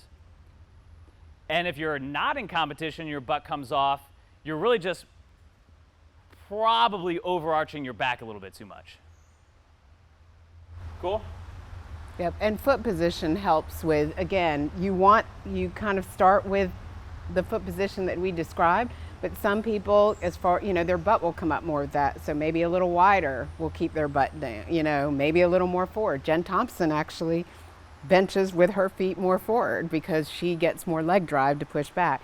But this is a really good starting position, just like all the rest, and then you kind of, if you find that you're, raising your butt and you're getting frustrated, try different foot positions, try changing the range of your arch, and that can make a difference.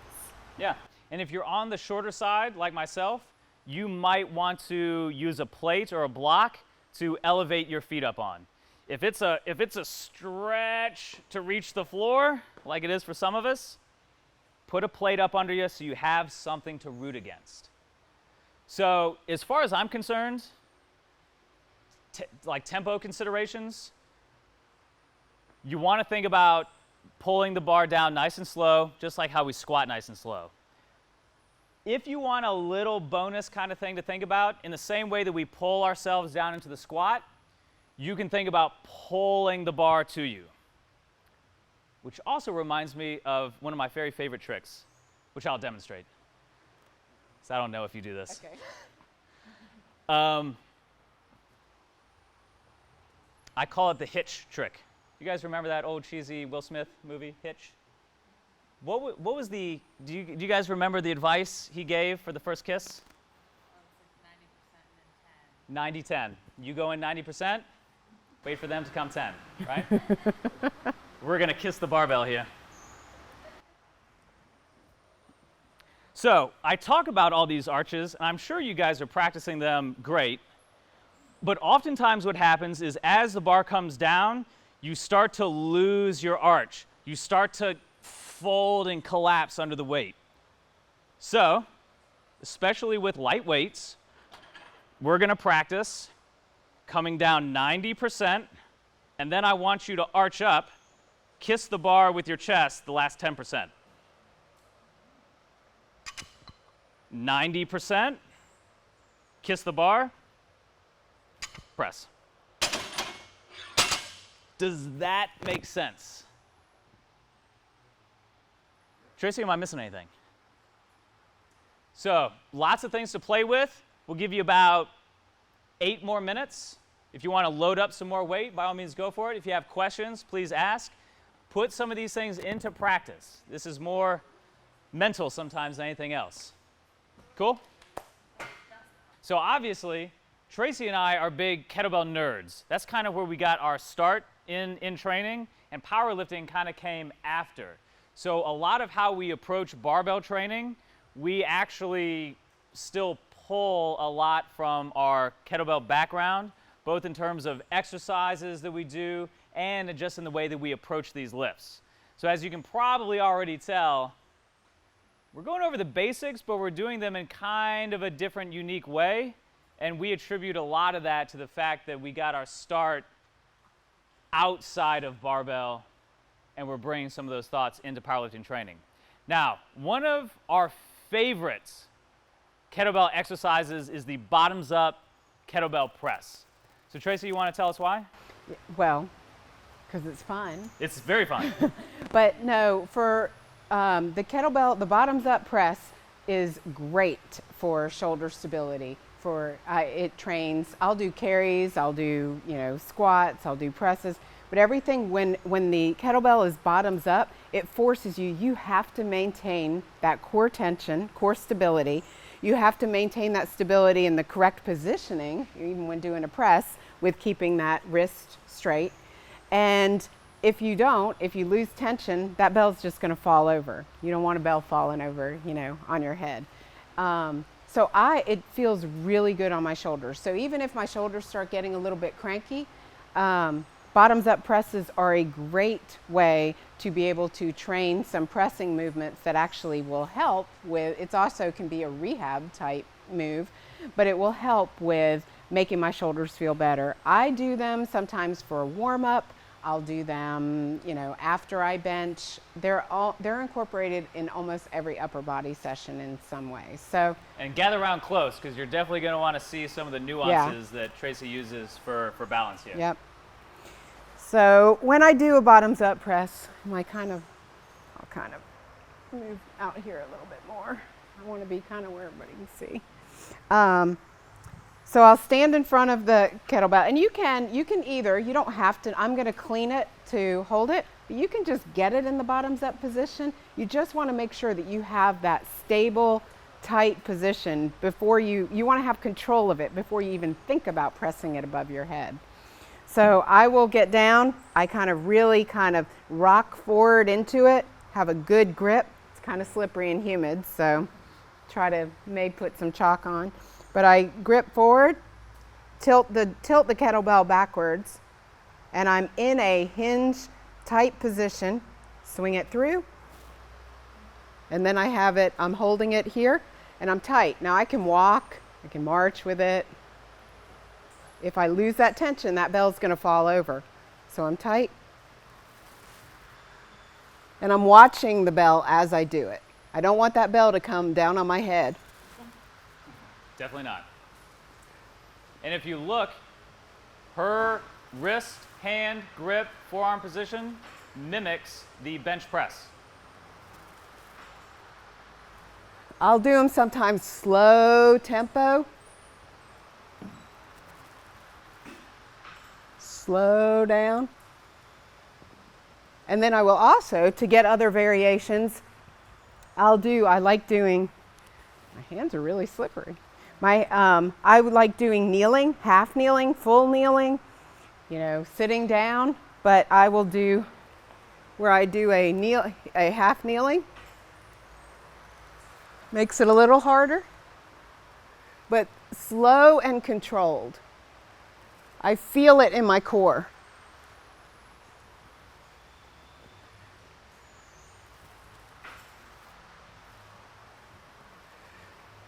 And it feels really good on my shoulders. So where military presses and even overhead presses with a barbell, with a kettlebell, can sometimes, if your shoulders are bugging you or getting a little cranky, you kind of might cut those out. These are something that I can pretty much do all the time. And you don't need to do, it's a light bell. You're not trying to do it with a real heavy bell. You start off really light and then you can kind of build up. But I'll do, you know, sometimes 5 on each side, 6, you know, add in some tempo just to warm up and just to really help with that shoulder stability. So that's by far at the top of our list. And then do you want to show the halo? You know, I think in the interest of time. Okay. So obviously the bottoms up press, as far as I'm concerned, is like a top like bench press accessory. And for those who have beat up shoulders for one reason or another, really helps to like clear things up. So we're gonna take a 5-10 minute break here. Need to use the restroom, hydrate, please do. If you want to try your hand at bottoms up. Yeah, and there's some please lighter do. bells over there too. Yeah, we got lighter kettlebells over here. Holler if you have any questions, and then here in about 8 minutes or so, we're gonna set up for the deadlift. So again, we're just gonna start off with a couple of mobility drills, activation drills, warm-up drills, whatever you wanna call them. So these are things that we have found very beneficial to add to our training. And again, when we're talking about the deadlift, we're really going to be getting into this idea of coordinating hip strength and control with core strength and control.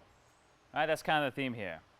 So our first exercise is the hip airplane. I heard moans and groans from the audience. The hip airplane. Oh yeah. Okay. All right.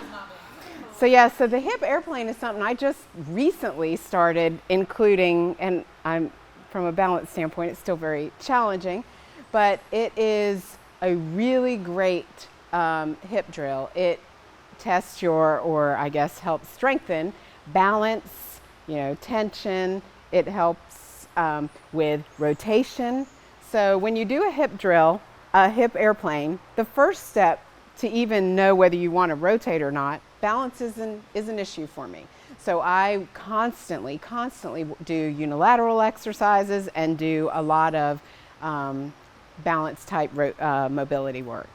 So when you're doing a hip airplane, the first step that you want to do is get on. You'll be on one leg, a single leg, and you don't even want to do any rotation at first. The first step is to just root your foot into the floor, keep everything tight, and just, so the goal with this is to keep your spine. You want to have a lot of rigidity. You want to stay very tight. You're not loosening, flimsy around. You want to get really tight. You want to keep your shoulders back. Everything that we've talked about today, you want to do with this as well. And you can do it to start. The very first thing that you should do is to start with is don't even turn. Just get to where you just try to balance and hold for like 10 or 15 seconds and then switch sides. Once you do that, this is where I might start falling over, is you start adding some rotation. And this can be done assisted, and it opens up your hips. So it's a great hip opener as well. Plus it's helping kind of solidify and, you know, reinforce that the balance and rooting your foot. I try to do them without my squat shoes on. I try to be either barefoot, socks, or flat shoes, but you can hold on to something, and I get in that position. I'm staying very tight, neutral head, and then I kind of, it's probably easier if I grabbed onto this way.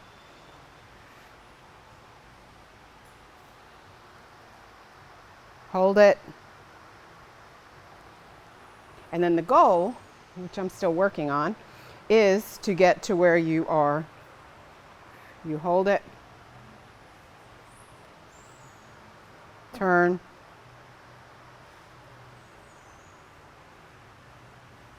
and then you can do that for different repetitions. So it's at whatever place you are. Doing it assisted all the time is fine.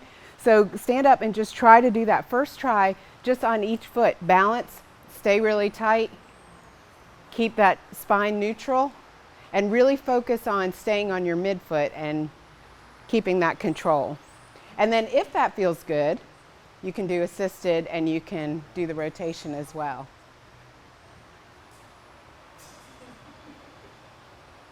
But it definitely shows, it sounds so easy. When I saw it, I was like, oh. And then I said, I feel like an airplane that's getting ready to crash. Yeah, nice, John. But it's a really good, it's fine to do it. It's absolutely fine to do it assisted all the time too if you need to. Just, you want to get to where you're lightly holding on to either, you know, a rack or a bar, and then you can turn. But even just to reinforce balance and being stable in that midfoot is just holding it like, you know, just even not even doing the rotation. Just holding that for 10 or 15 seconds is on each side. Just kind of helps reinforce that. This is a really good one. This is another one that he's incorporated recently. This is a blocked hip internal rotation drill. And as you're probably starting to kind of put together, it's the same theme that we were going over like with the squats. We're training these deep hip control and rotation. So here's another very simple, very user-friendly way to do that, kind of in the same vein as the Iron Lizard. So you can do this from a number of stances. I'm going to do it from seated. You can also do it sitting completely down on the ground. We'll demonstrate both. But what you're going to do is take a block between the knees, and we're going to ramp up that tension. So same idea. We don't just squeeze the block. We squeeze 10%, 20, 30, 40%, 50%, 60, 70, 80%. And right there, I don't know if you can see, thighs are shaking. So already here, we're just working this isometric adduction, right? So then from here, we're going to keep good posture, tight with the abs. We're going to float the right foot half an inch up off the ground. Keep that tension, keep that squeeze. And then we're going to kick that foot off to the side. Whoop. You won't be able to go very far. 3, 2, keep the tension, back to center. Plant the foot, keep the tension into the block. Float the other foot, keep the tension into the block, kick out as far as you can. See how we're winding and we're rotating that deep hip? 3, 2, come back to center. 3, 2, down, and relax. Do we have enough blocks for everybody? We have 2, but you can also take, there's foam rollers back there in the corner, and you can use it with a foam roller, you can use it with a block. We have a bench block, I'll grab that. Yeah, whatever you can safely squeeze between your knees. So, there's a bench with your block. partners, obviously we'll do like a little I go, you go here. Who wants to block? That was a terrible throw. See what I mean? Position versus the intention of what's actually going on inside your body. All right, so we're going to keep that block or your roller handy, and we're going to do a variation on the dead bug exercise. Is everybody familiar with dead bugs? May I borrow your block? So gather rounds to take a look here. So if you're not familiar, dead bug is opposite arm, opposite leg, reaching out. So this is a great core and hip and shoulder coordination exercise. Does everybody do dead bugs as part of your training?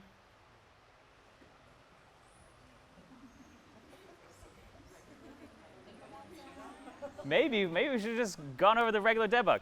Dead bug is very simple, but again, very, very useful exercise. Now, specifically as it applies to higher tension, heavy deadlifting, what we want to do is we want to take that dead bug shape and we want to kind of maximize abdominal tension with lat tension with hip stability. So we're bringing a lot of things in together, again, on the ground so that our back can be supported in a neutral spine position. So this is what the block dead bug entails. It's the same thing. We're going to ramp up tension. Not quite as hard. We're going to take your block. You can also do this with a roller, maybe with like a big medicine ball. Get a little creative here. But what we're going to do is we're going to block one side like so. So knee is at 90 degrees, block, elbow. Or hands. Either one's fine. If this is a little much, that's totally fine. You can use your hand. Either one is fine. But I'm driving my knee this way and my elbow that way. So what's going on here? Tight core, but also hip flexion. Just like how we did the partner pull, hip flexion. And then what are we doing here? Driving into the lats, just like how we do into the bench press. So we're pulling from all these things that we've done before. And we're bringing them into this one exercise. So relax your head. Try to break the block. Again, the harder your knee pushes, the harder your elbow pushes. 10, 20, 30, 40%. We'll go up to about 50% effort here. And then with my other side, I'm going to fly out and tap. I like to tap thumb and heel at the same time, back at the same time. Tap, tap, tap, tap. All the while maintaining tension here, maintaining deep breathing. Any questions with that? Let's give it a shot. I'm going to cue you through it. Same kind of thing.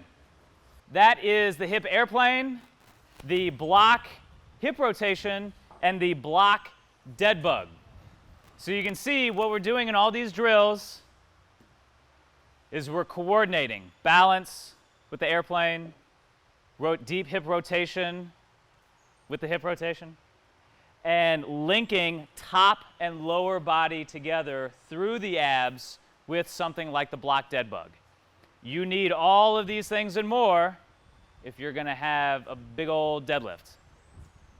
Any questions with any of that stuff? And don't forget to breathe. Okay. So now we're going to roll into the deadlift setup proper. Okay, deadlift, which is the best lift, no matter what anybody says. Is it not, Megan? Megan, you should, of all people, should agree.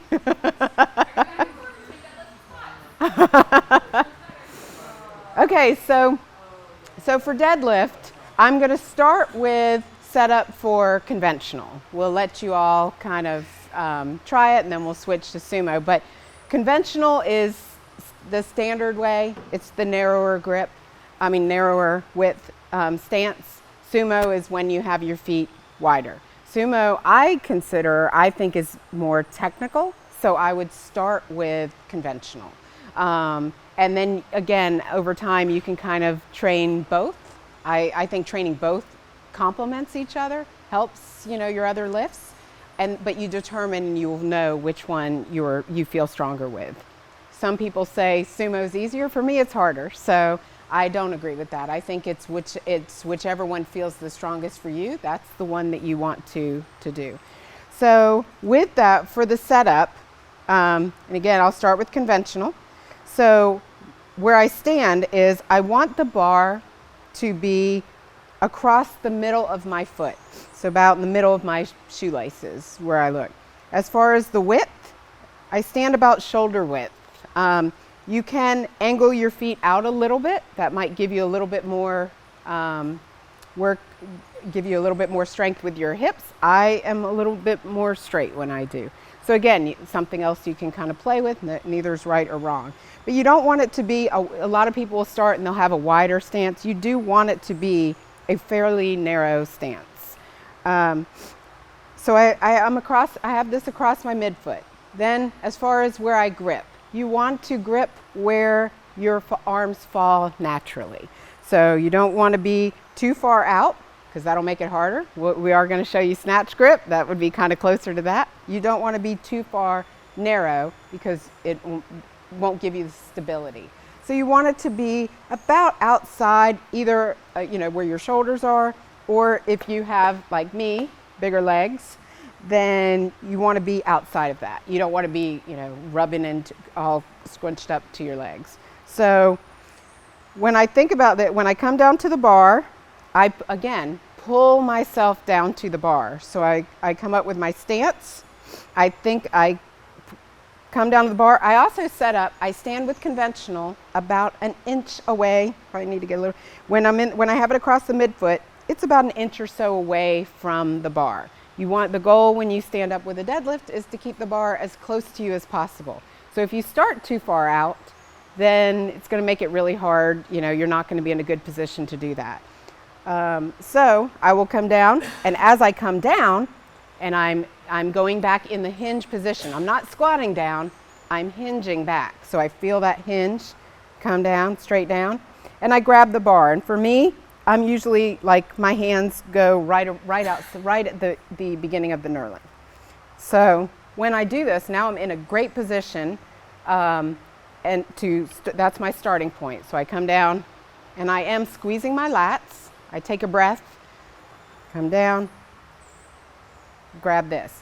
Now there's things I think about when I get ready to actually do the deadlift and do the pull. One, you want your shoulder blades to be back and down. So retract your scapula, squeeze your lats. A cue that people will use when you're doing this is, I've heard multiple cues, protect your armpits. So you want to pretend that someone's trying to, you know, squeeze it. You want to protect your armpits. And that's the sensation that you can get when I squeeze together and back. You can pretend that you're squeezing an orange in your armpit. There's all different cues for it, but it accomplishes the same thing. So shoulder blades down and back. So I come down, and then as I get ready to pull, before that, I want to wedge myself into the bar. So what that means, and we're going to do a drill to actually demonstrate this, but before I get ready to pull, I want to I squeeze the bar as tight as I can.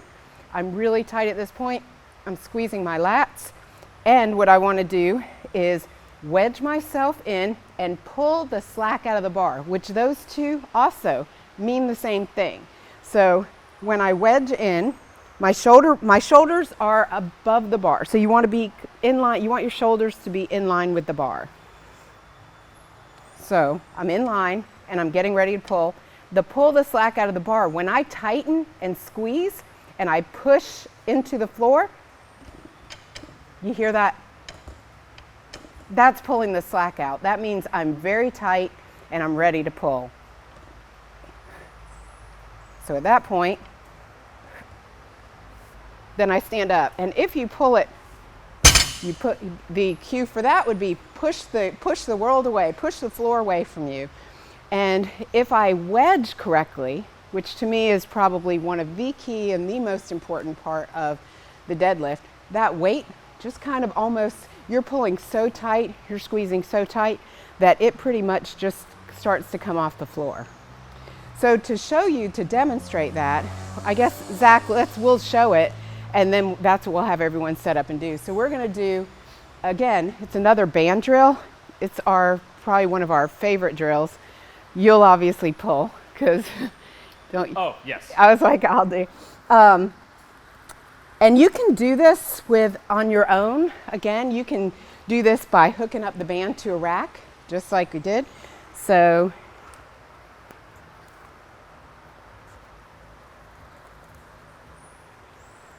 some of these drills should start looking familiar. Yep.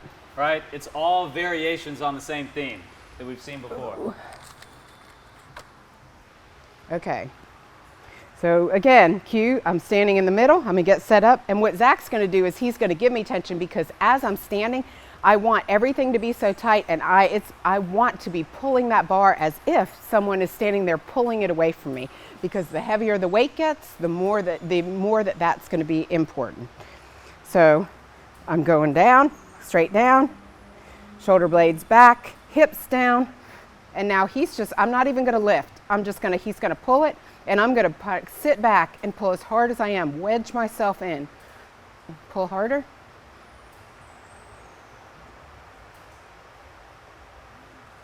So anyway, so just that in itself, before you even stand up, just practicing that in a bigger band's probably good with that too, but just to pull harder, give more and more tension, make it hard. Make it so your partner is fighting to hold on to that.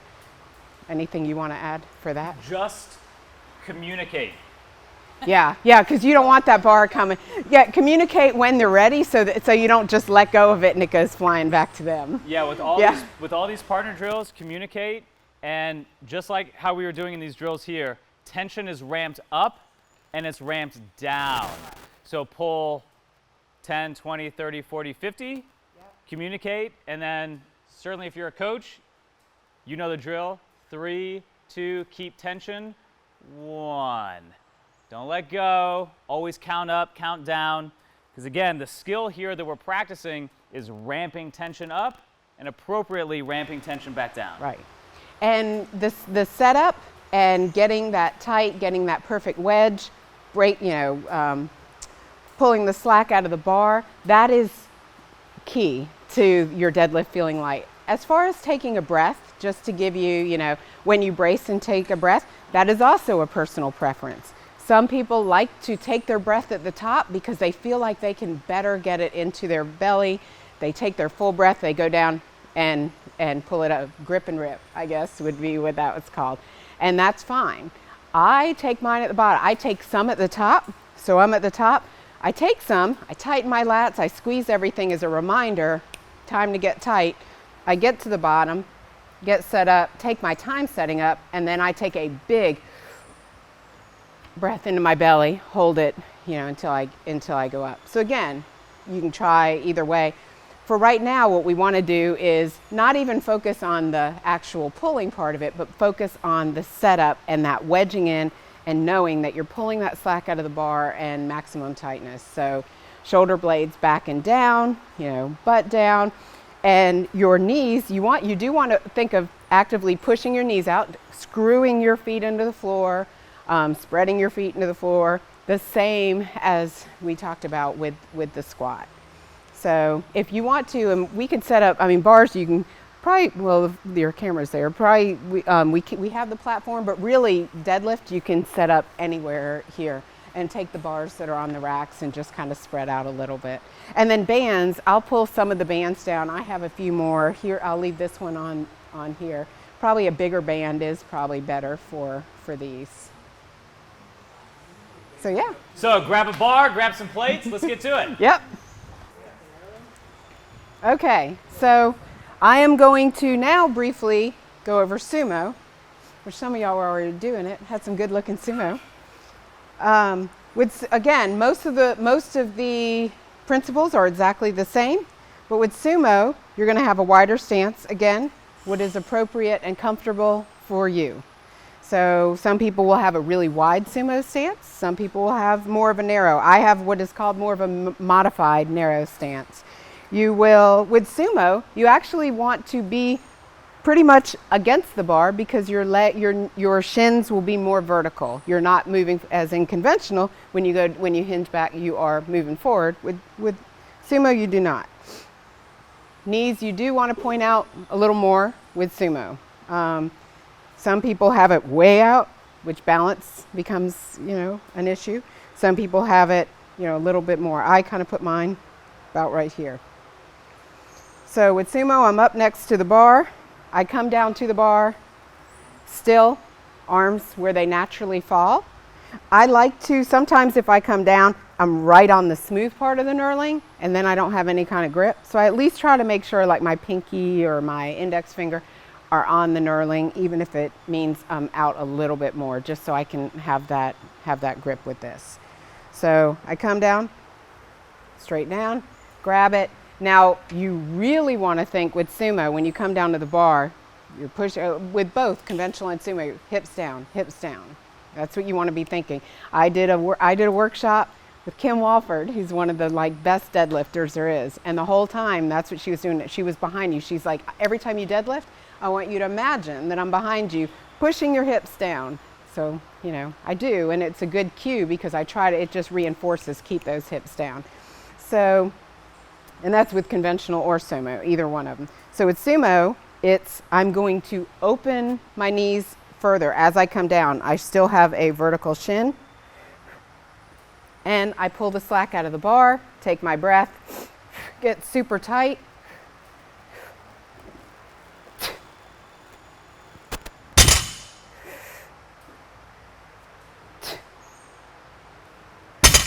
Now with sumo, you are more upright. So some people you'll see are even more upright because again, they're pushing out. It's more of a, how would you describe it? More of a, almost more of a, it's not a squat, but you do kind of squat more into, yes, it is. So you're not hinging as much. So sometimes I'll see mine, I'm like, oh, I'm conventional, you know, lifting my sumo. So it takes a lot of practice, but it, you know, it's a really good variation, and a lot of people are very strong in it. So the other thing with grip that I want to mention is, you know, I do overhand as long as I can, just regular overhand as long as I can. When you get to a point that you can, your lifts outweigh what you can hold on to, you can either switch to a mixed grip, which is fine. That's usually what I do. Or you can do, if you want to keep both, you know, both of your hands overhead, which is overhand, which is, you know, better for protects the biceps, is less on your shoulders, imbalances. You can do hook grip. So either one is fine. Some people, you know, I'll use straps sometimes for variations. I try not to use straps for the regular competition grips because I do want to strengthen my grip as well. But I try to stay double overhand as long as I can, just to make sure before I end up switching, because that will help. And I'll hold at the end of a deadlift.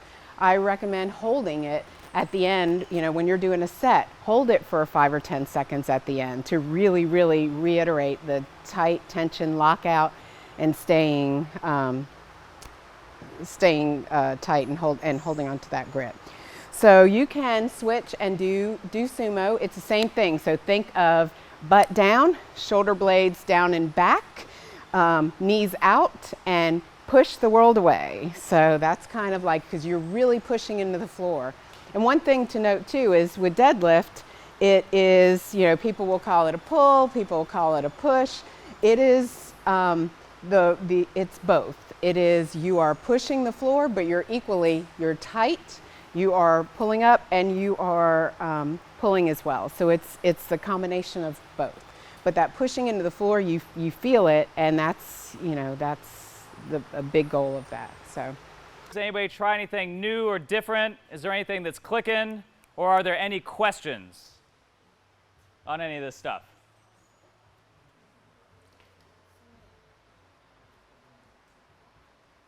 No? One thing that I didn't mention, that I should have, was with head positioning. You want your head positioning to, again, be neutral with your spine. And usually I will try to pick like a point on the horizon and look there the whole time, so that way I'm not hyperextending or looking too down low. Again, you can kind of play with that, but that's generally you want to keep your head positioning in line with your. And that's actually a very salient point that goes for a lot of lifts, but especially for something like any sort of hip hinge, kettlebell swing, deadlift. If you're, again, just like how we were talking about in the bench, picking a spot, if in the deadlift you're picking a spot that's on the horizon, or basically something that gives you a slightly upward gaze at the bottom and maybe a slightly downward gaze at the top, granted, I said gaze, not head position. See what I mean? You can look around with your eyes, but not with your head. We're not owls. There's some little sweet spot in between. But if you're looking slightly up, there's flexion and extension reflexes in your body that are dictated by the vestibular system and where you are looking.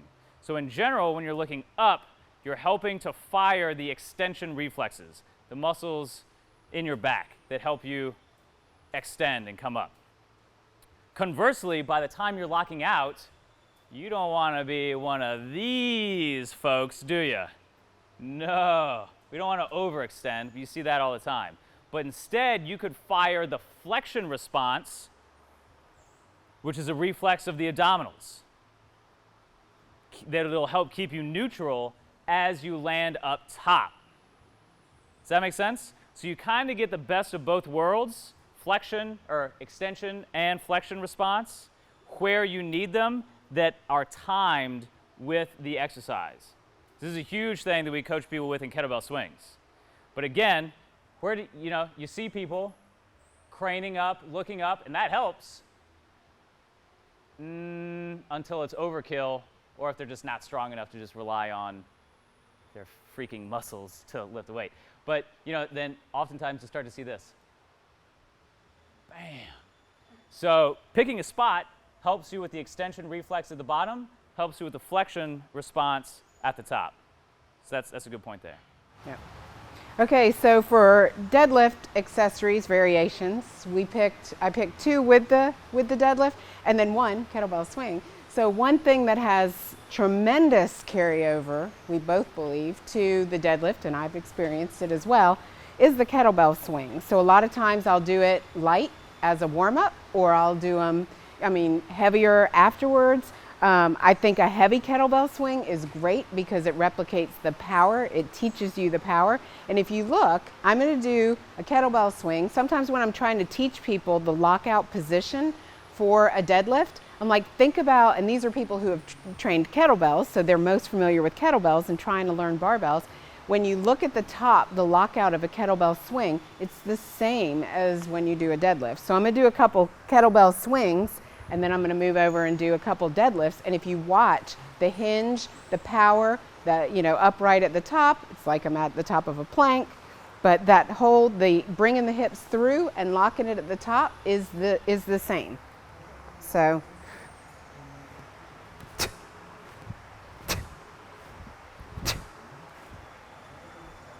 Okay, so I brought in swings, so I'm down, pow, pow. So I'm gonna do a sumo just to better replicate that. So I'm down at the bottom, and watch.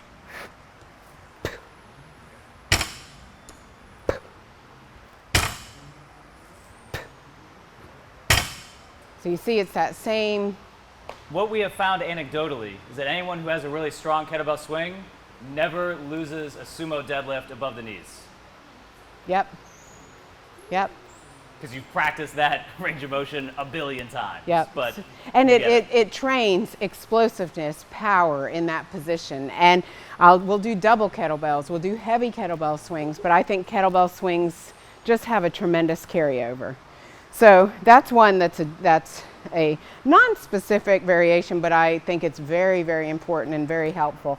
The two of the variations that I love and that I think help with training, again, having a rigid back, having tight upper back tightness, it helps strengthen your back, are the snatch grip deadlift and the RDL. So snatch grip deadlift, one, you will have a wider grip. So generally I try to make sure I'm grabbing, I have my index fingers that on the outside of the bar, and when I get heavier I will end up using straps. So I have this on the outside, everything else is the same. I'm lowering myself, I have kind of a narrow stance. Sometimes I'll point my feet out a little bit, that helps with it. Tight. And then a lot of times I'll even do like a slow eccentric to really focus on keeping my back tight.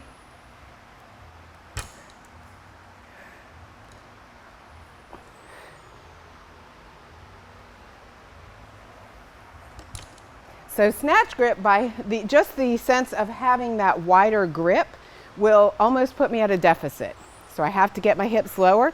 So that also helps train power from the bottom because I have to get lower to it. And then the wider grip, again, you can use up to a certain point. I try to go without straps, and then I'll use straps just so I can get a heavier load with these. But you have to keep that upper body really, really tight. Come up to the top and then lower down. And what does that look like? Your bench press. Yep. So see how a lot of these things, when we start to kind of take a deeper look into these lifts, they all kind of fall into each other. What does the bottom of a sumo deadlift look like? The bottom of a squat, for some of us. Yep. We were talking about all this lat pulling. right back into what we were talking about with the bench press. So, you know, again, this is what we mean when we say an inch wide but a mile deep. The closer you start to look at all of these internal tension techniques, what's going on with the joint angles, what's going on with which muscle groups we're emphasizing, these exercises really start blending into each other in a very unique way. And that's kind of the cool thing about powerlifting, is when you train these lifts, there's an effect where 1 + 1 = 11. Right? So that's why we can't just look at the textbook shapes of these exercises. We have to look at what's actually going on internally, and then what benefits one benefits the other in your training. So yeah, so snatch grip is near the top, probably at the top of the list as one of the accessories that I think are the best. Right now I'm doing deficit snatch grip slow eccentric deadlifts. It's like I picked the hardest variation. The hardest deadlift you can do. Yeah, and do that because it really, really forces me to stay super tight, and when I want to practice that over and over again. Then when I go from that to a regular deadlift, it's like, wow, okay, that just flew. So the other one is Romanian deadlifts, so RDL, which you again can do those sumo, you can do them conventional.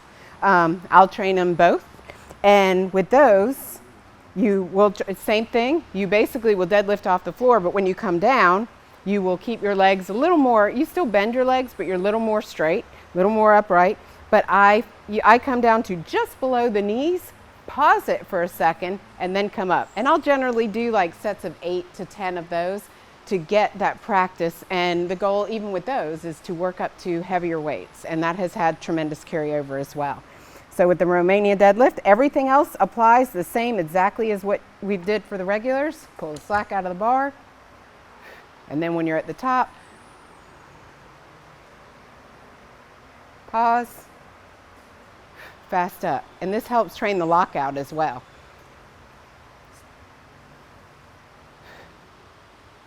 You should really feel it in your hamstrings, because you should be hinging back. Feel that in your hamstrings. Yep. Cool. So if you want to try. Yeah, we'll give you like 10 minutes. We'll try your snatch grip deadlift, your RDL. Ask any kind of wrap-up questions you have on your mind here with the deadlift. Again, we'll give you about 10 minutes. We'll take a quick break, and then we're going to wrap up with lunch, programming talk, all that other fun stuff. Cool? Well, there you have it. This was an amazing workshop with a really strong crew here in Charlotte, North Carolina.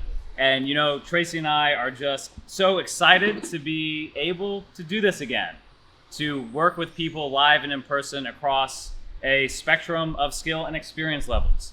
And hopefully what you found is that what applies to the most advanced person, some athletes in here working on a 600-pound bench press, and some people in here working on their bench press for the very first time, the principles apply equally to each. And the deeper down you go into the basics and into those principles, the more you will find to work on. It's often the case. So again, thank you so much for tuning in, for watching wherever you're seeing this content.